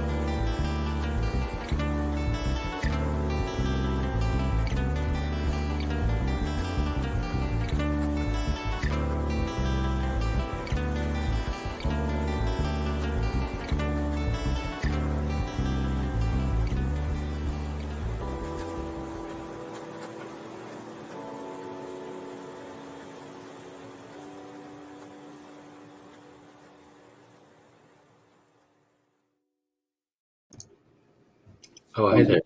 We're back. We are back. Drakewind post show Behind the Falls, starring all of the same people that you just saw on the lovely episode 3 of Drakewind Falls. I'm moving people around because I'm a bit obsessive about where everybody hangs out, but that doesn't mean you should be.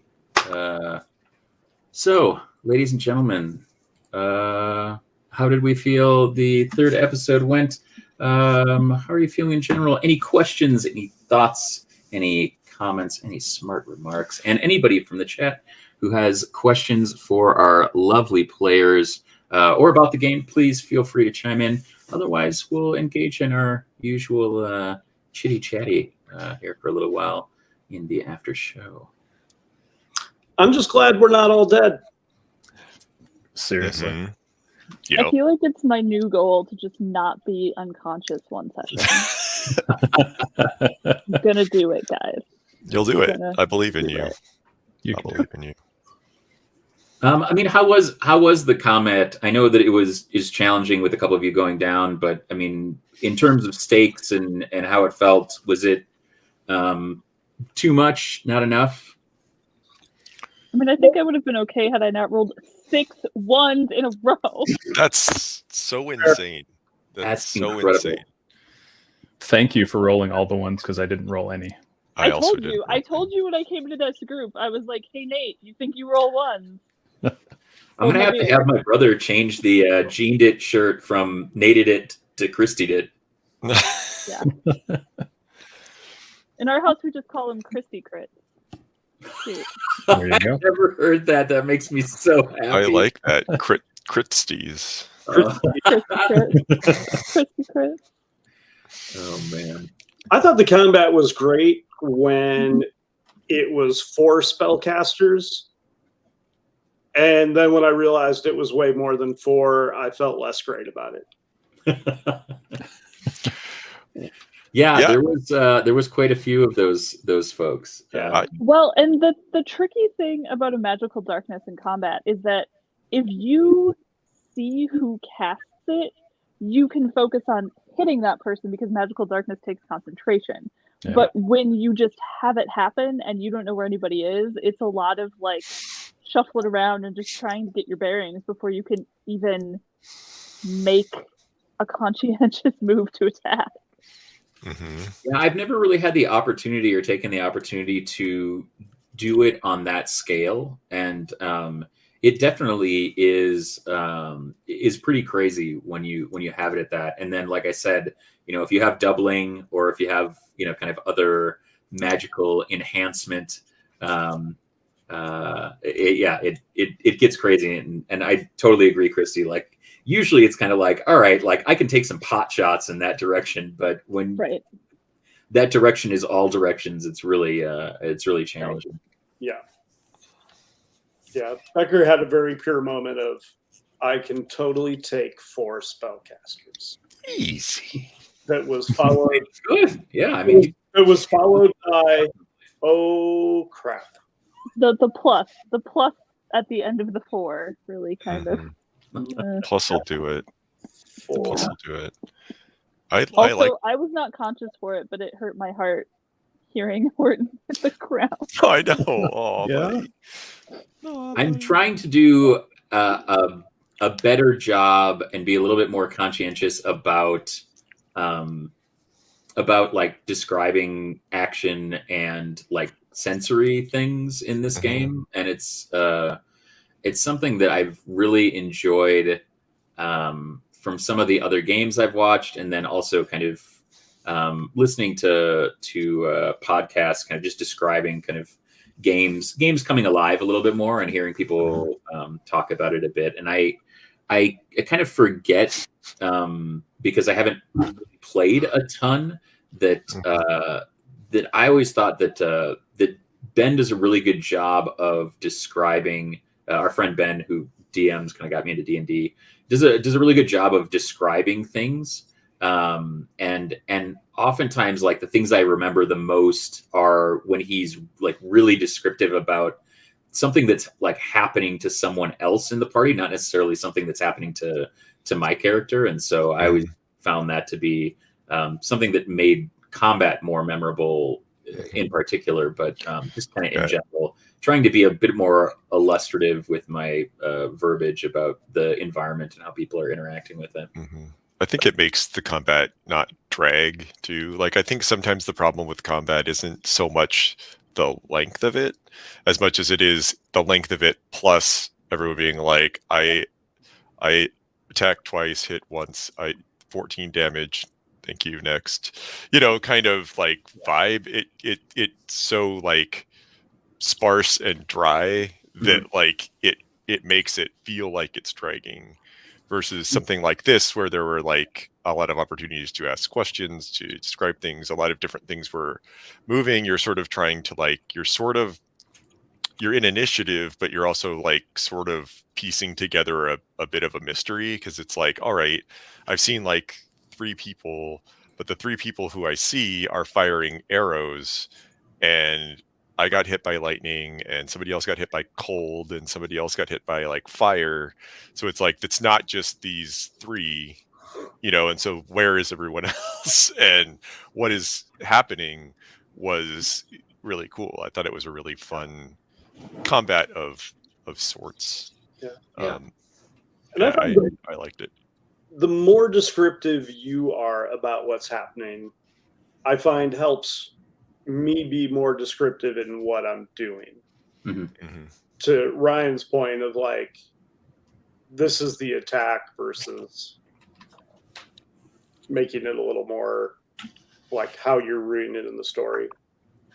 Yeah, and to a certain extent, like when we were talking before we started, the idea of like the questions that I said that I would try to ask kind of more often about kind of describing things, or even, you know, I missed it, and I like made a note of it when you cast Cure Wounds. You know, you like touch, and so for Fern, I was like really interested in like, or you know, or Highland, you know, if you're casting any sort of healing spell on yourself, like I remember when I played a paladin, I was like very particular about like the way that he prayed to his god, and like touching you know, like the sigil that he had on his chest when he was curing, like when he was healing himself, which was different than like how he did it when he was healing others.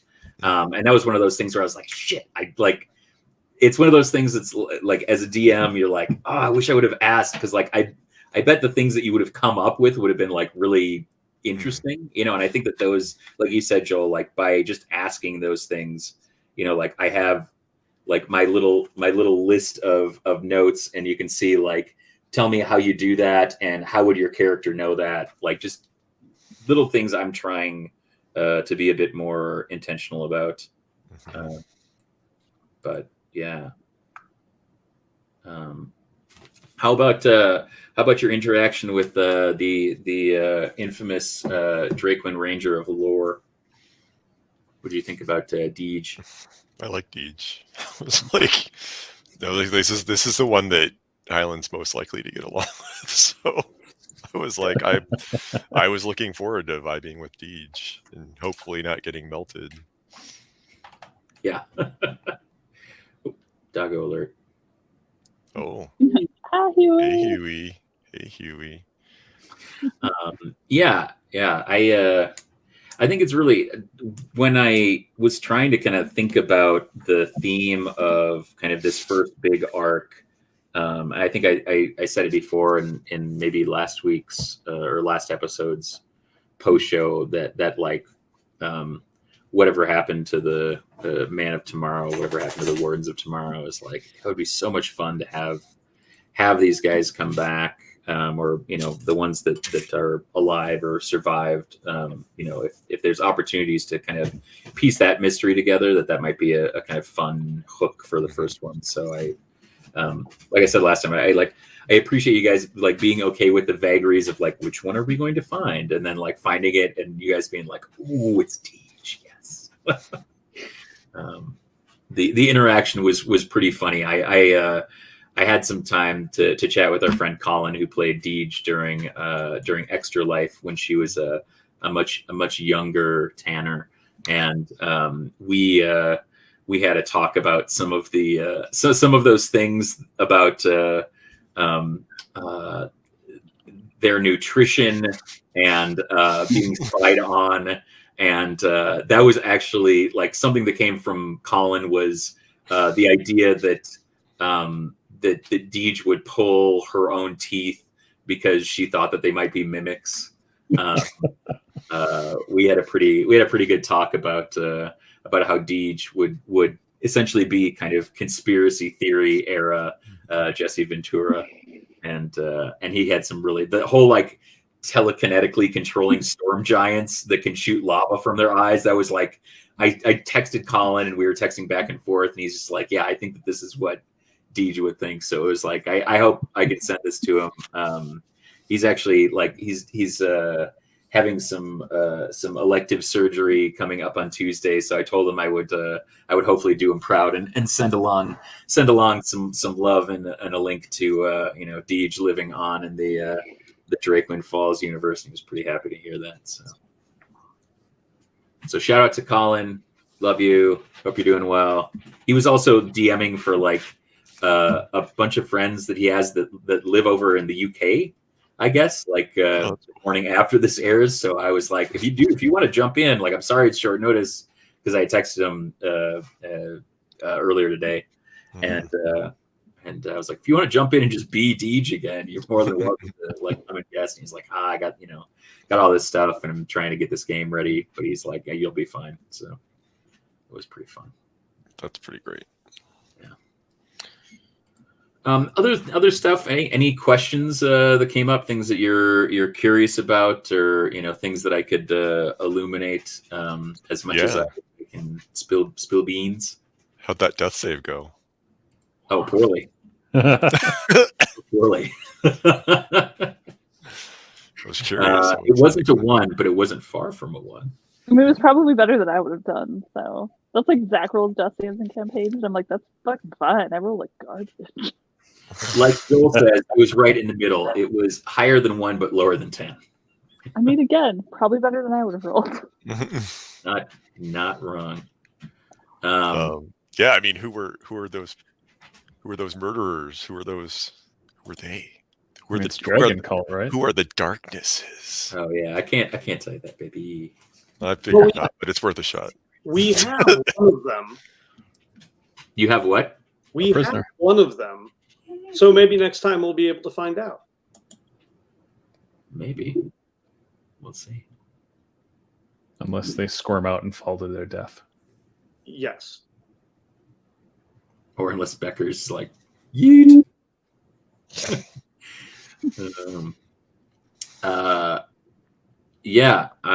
Becker, you also said, was not prepared for Dragon Ex Machina. How do you guys feel about things like that? You know, the kind of narrative save versus the like fighting it out. Because I know that a lot of parties are not greatly in favor of leaving combat to save their bacon, even when they're not doing so hot. Some people are willing to kind of fight it out and accept the consequences. So, I mean, do you feel like shit. If I played D&D that way, I would need a new character every seriously session. Like every fucking session.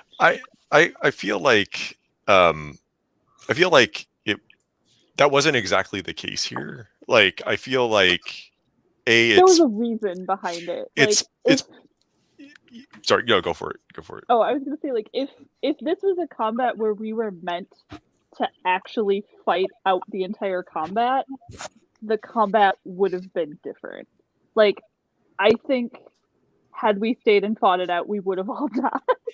Oh yeah, I had 2 hit points left. That is one of those things where, like, I think as the narrative progressed, like, everybody kind of understood that that's where this was going. Like, the fact that, like, Kimmy was still up, Deej was still capable of attacking. Like, if we were to just fight these guys, like, that fight would have gone really differently.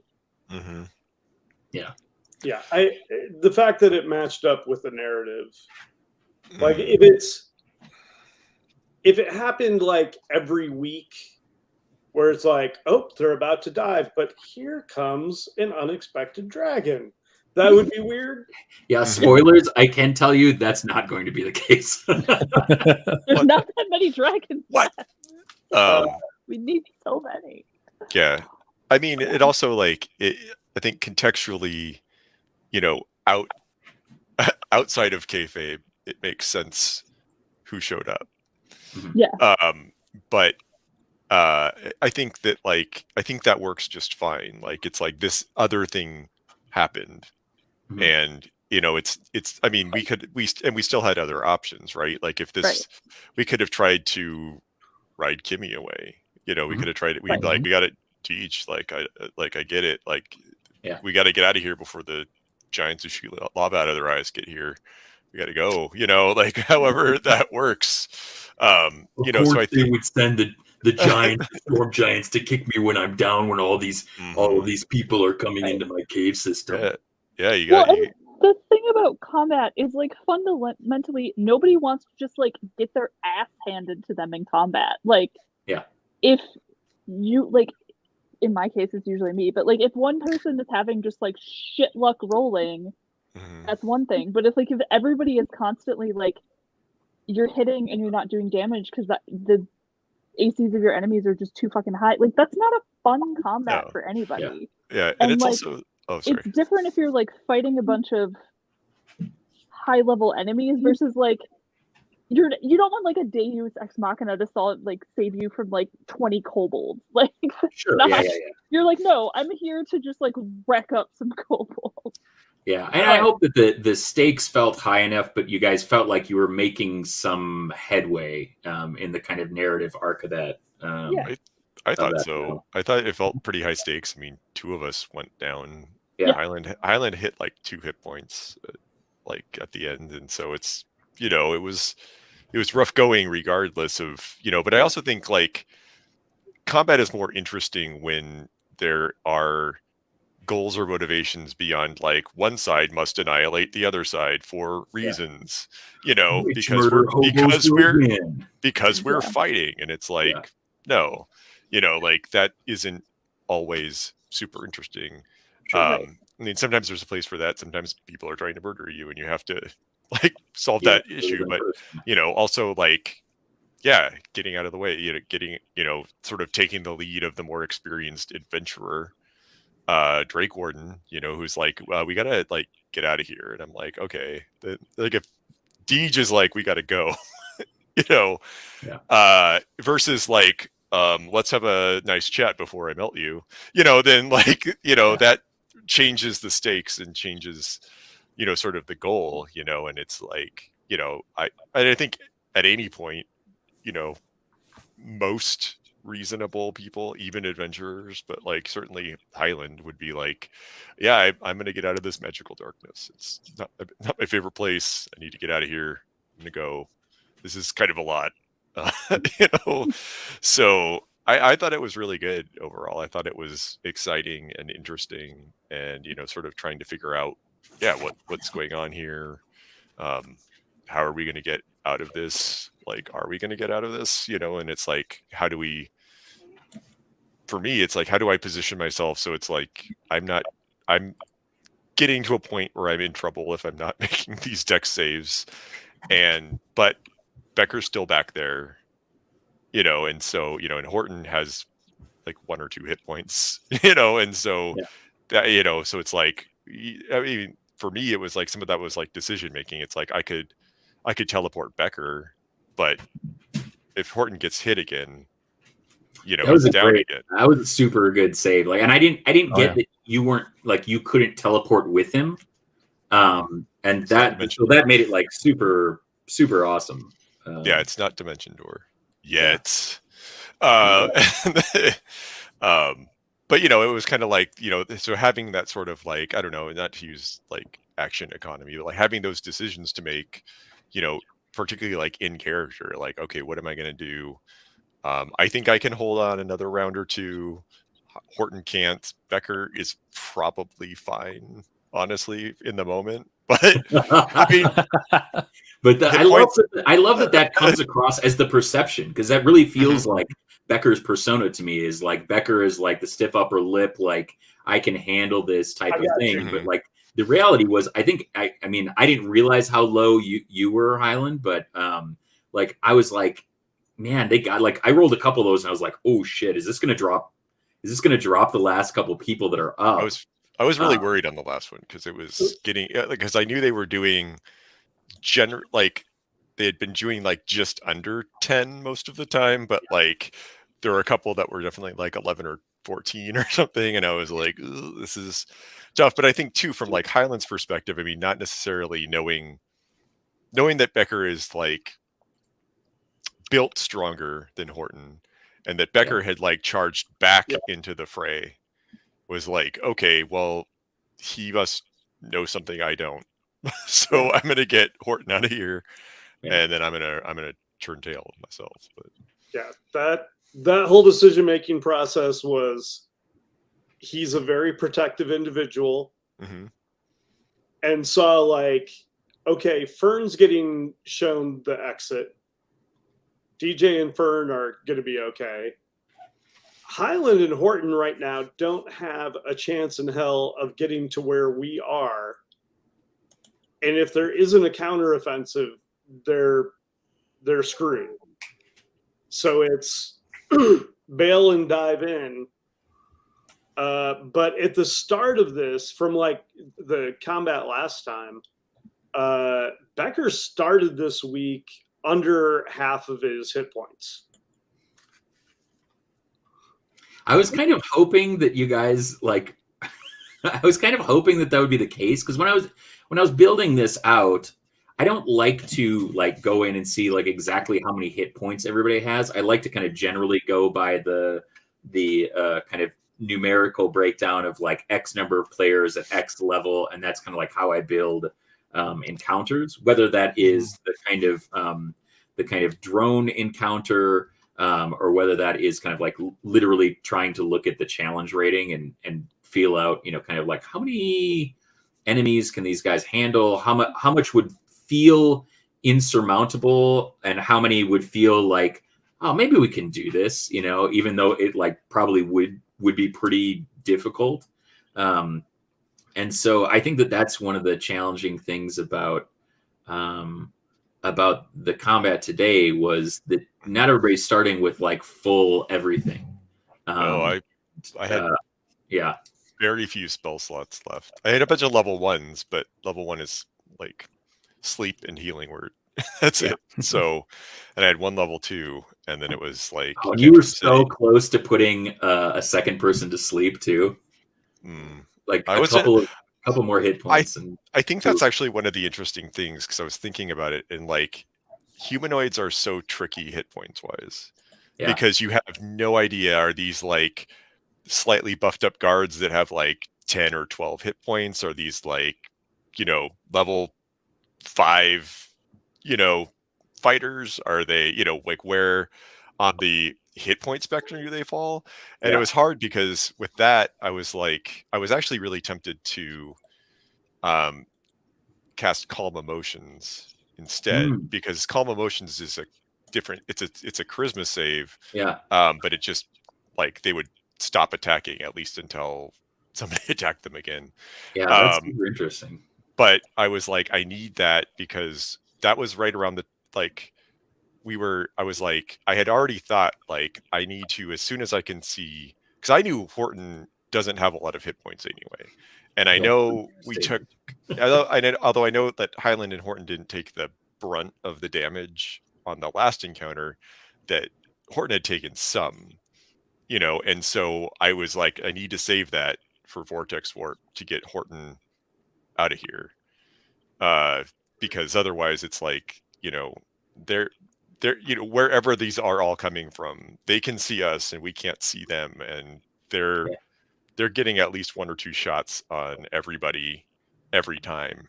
So that sort of changes the dynamic too, because once because I was kind of thinking, because and like it was fun because the goalposts kept changing, because I was like, okay, well, like I figured at some point like Deej and Kimmy were going to be sort of like out of range, right? And so I was like, okay, well, once they're sort of like out of range, then we can but then it was like, nope, they're still getting, they're still getting attacked. So I was like, we have to get even farther before, we're at all safe. So that was, an interesting kind of strategy from turn to turn, is like, okay, I had my next 2 or 3 moves, like I think pretty well ironed out, and it's like, nope, that's not gonna work.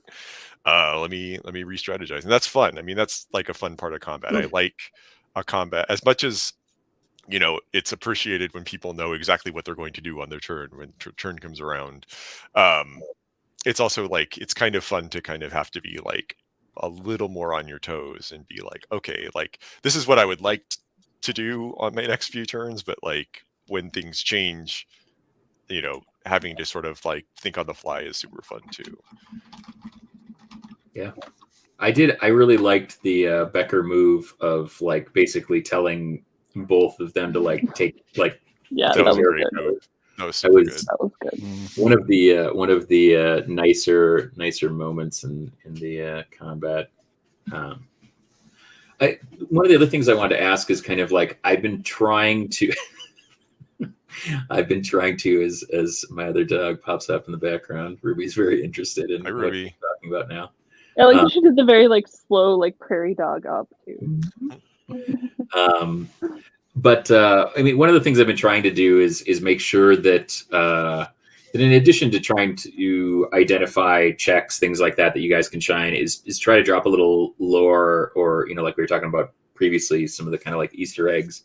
I mean, for me, like the kind of little things, like to me, like Horton is kind of like one part the like little nerdy kid in the John Hughes movies, and one part Hermione Granger, like disappointing his family is like a fate worse than death. Like he's about to die, and like all he can think about is like disappointing his grandmother. And then Becker, like I love, I mean, I've said this before, but I really love the kind of like Forge as a kind of touchstone for characters, because the imagery is so much fun, and you can kind of play with that. So I was like, what would he actually, like, if he's detecting magic, like how is he actually seeing these things, especially like in magical darkness?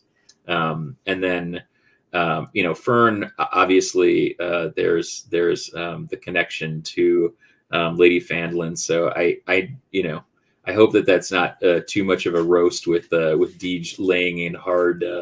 I can't believe we were betrayed by an older. And then Highland, I think it was very it's always super satisfying as a DM to like drop something and like have somebody's like eyes kind of light up like is it the fucking saddle? I You know know? who that is. It's nice to see kind of like some of these objects and elements of microscope and the kind of history come back into play. And so I have kind of like a list of all of those things and thinking about when might be nice to drop or kind of think about where some of these things have ended up. Yeah, I don't know. I mean, how do you guys feel about that? Like as players, when things like that come up, do you feel like that's a good opportunity for you to be able to kind of like jump in and riff off of it, or is it also sometimes like, hey, that's my story to tell, or oh, hi. I don't know. For me, I like it. I think it feels cool. It feels like exciting. It feels like you are like listening and like paying attention to stuff about not just as a world lore, but also like character lore and like those sorts of connections and how those might build throughout the game. I don't think I feel like I'm here to tell Highland's story. And so although, in Extra Life, I played a character who, may or may not appear, if that character gets involved, sort of similar to like Deej, that's cool. Like that's fun. That's exciting. And, I'm curious to see where he ended up, or how he's doing, and that kind of thing. And, there are different ties there that I'm aware of and, can play up. And so, I mean, it expands it. I mean, especially after doing something like Microscope where we spent so much time sort of putting the world together, like it feels like it would really be a shame to not bring some of that in. I mean, certain things are not necessarily personally relevant to the characters or, are sort of more historical markers than things, but there are, sort of things going on in the background, things that are happening, things that we do and don't know about that I think bringing those in is great. I think that's kind of the point. It gave Becker a chance to, bond with Deej. Yeah, goddamn Fandolins. Yeah, stupid government bigwigs. They can't. Yeah, they didn't even tell us who we were looking for. That's inefficient. Some bullshit. Trying to burn you to death with their eye lava. Yeah. Oh gosh. In some ways, I kind of regret Colin not being able to like jump in and guess. And in other ways, it like tickled me pink to like text with him and him immediately be like, here's some ridiculous shit that Deej has been up to in the last 50 years. And then get a chance to like try to do that justice, as a DM is always a bit of a challenge, but also, like a very fun opportunity to dig into what was, just preposterous. Like we got the description of Deej and we're like, oh, this is going to be DJ Tanner from Full House. And then he shows up at Extra Life with this Jesse Ventura accent for like a teenage girl. And we're like, what?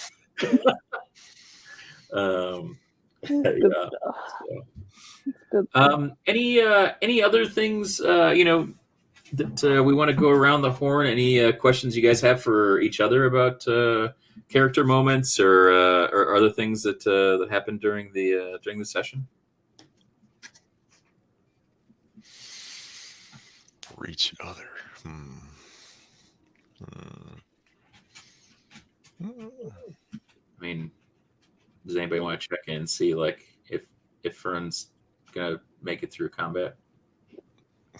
Like, how many hit points do you have? I think we know roughly how many hit points. Not enough. Not a less lot. than a hit die. Like I feel for like we've learned it doesn't matter how many hit points Fern has. All the ones that she rolls, Yeah, she's gonna have 100. Yeah. My fucking armor class is 19, but when I keep rolling ones, that doesn't really do me much good. Yeah. Well, when it's like a dex save and not an AC hit, yeah, it's more challenging. Yep. It's weird. Yeah. It's weird playing like a lower dex character. It's so weird. I'm like, yeah, I got dex save. Wait, nope, no, I don't have that. I'm sorry. I thought I did, but nope.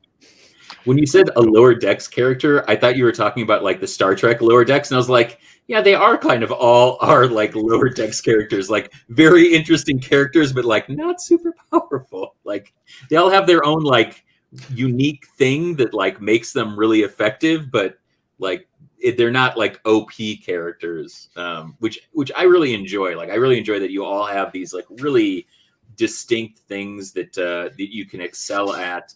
But there are weaknesses that exist. I excel at rolling one. What's that, Fern? I said I excel at rolling one. Everybody needs a skill. You need to make like a homebrew like warlock patron the unlucky, and where like ones really benefit you.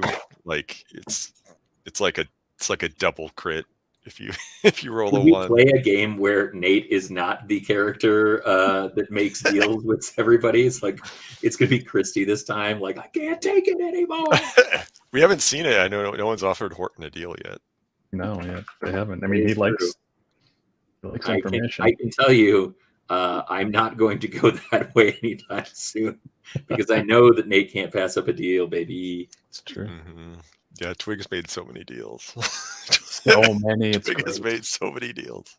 So many deals. All right. And Speaking of you got so many Emil deals, on the other side, who's like, fuck you, I won't we got our next deal coming up here on twitch.tv/KnownWorldUnited tomorrow for prep school with Your King Ginger and Shannon, aka wait, is she Amulet or Chastity in Down Outlands? It's Charity Momart. And they're going to be prepping also from the Rainbow Collective, talking a bit about the games that they run. And then I think 2 weeks from, or a week from tomorrow is going to be our very own Warrior on Prep School. Oh, maybe. Or is it Zach? It might be Zach. Oh, maybe it's Zach. I haven't been formally scheduled, so if it is, it's news Zach, to me. But I think it's Zach. Warrior, Can I'll from pop last it in. week, so I think it's the antagonizer. Okay. So tune in Sunday mornings at 10 with Your King Ginger and a rotating cast of folks talking about prepping games, answering your questions about running and being a game runner in all sorts of role-playing endeavors. And then catch us back here in 2 weeks on the 19th of March. Catch Down in Outlands every other Monday here on twitch.tv/KnownWorldUnited. And check out a bunch of new and exciting things coming up as we move along. And as always, you can find Your King Ginger also over Tuesday nights on Tiny Ming Tuesdays on twitch.tv/HeelTurnRadio and twitch.tv/Dave Wonder. And maybe, just maybe, this Tuesday you'll get a specialty surprise for all the folks out there. So big baby teases, got your hookup. Holla if you hear me. This has been episode 3 of Drakewind Falls Behind the Falls after show. Thanks to everybody for tuning in, and we will see you on the 19th. Bye-bye.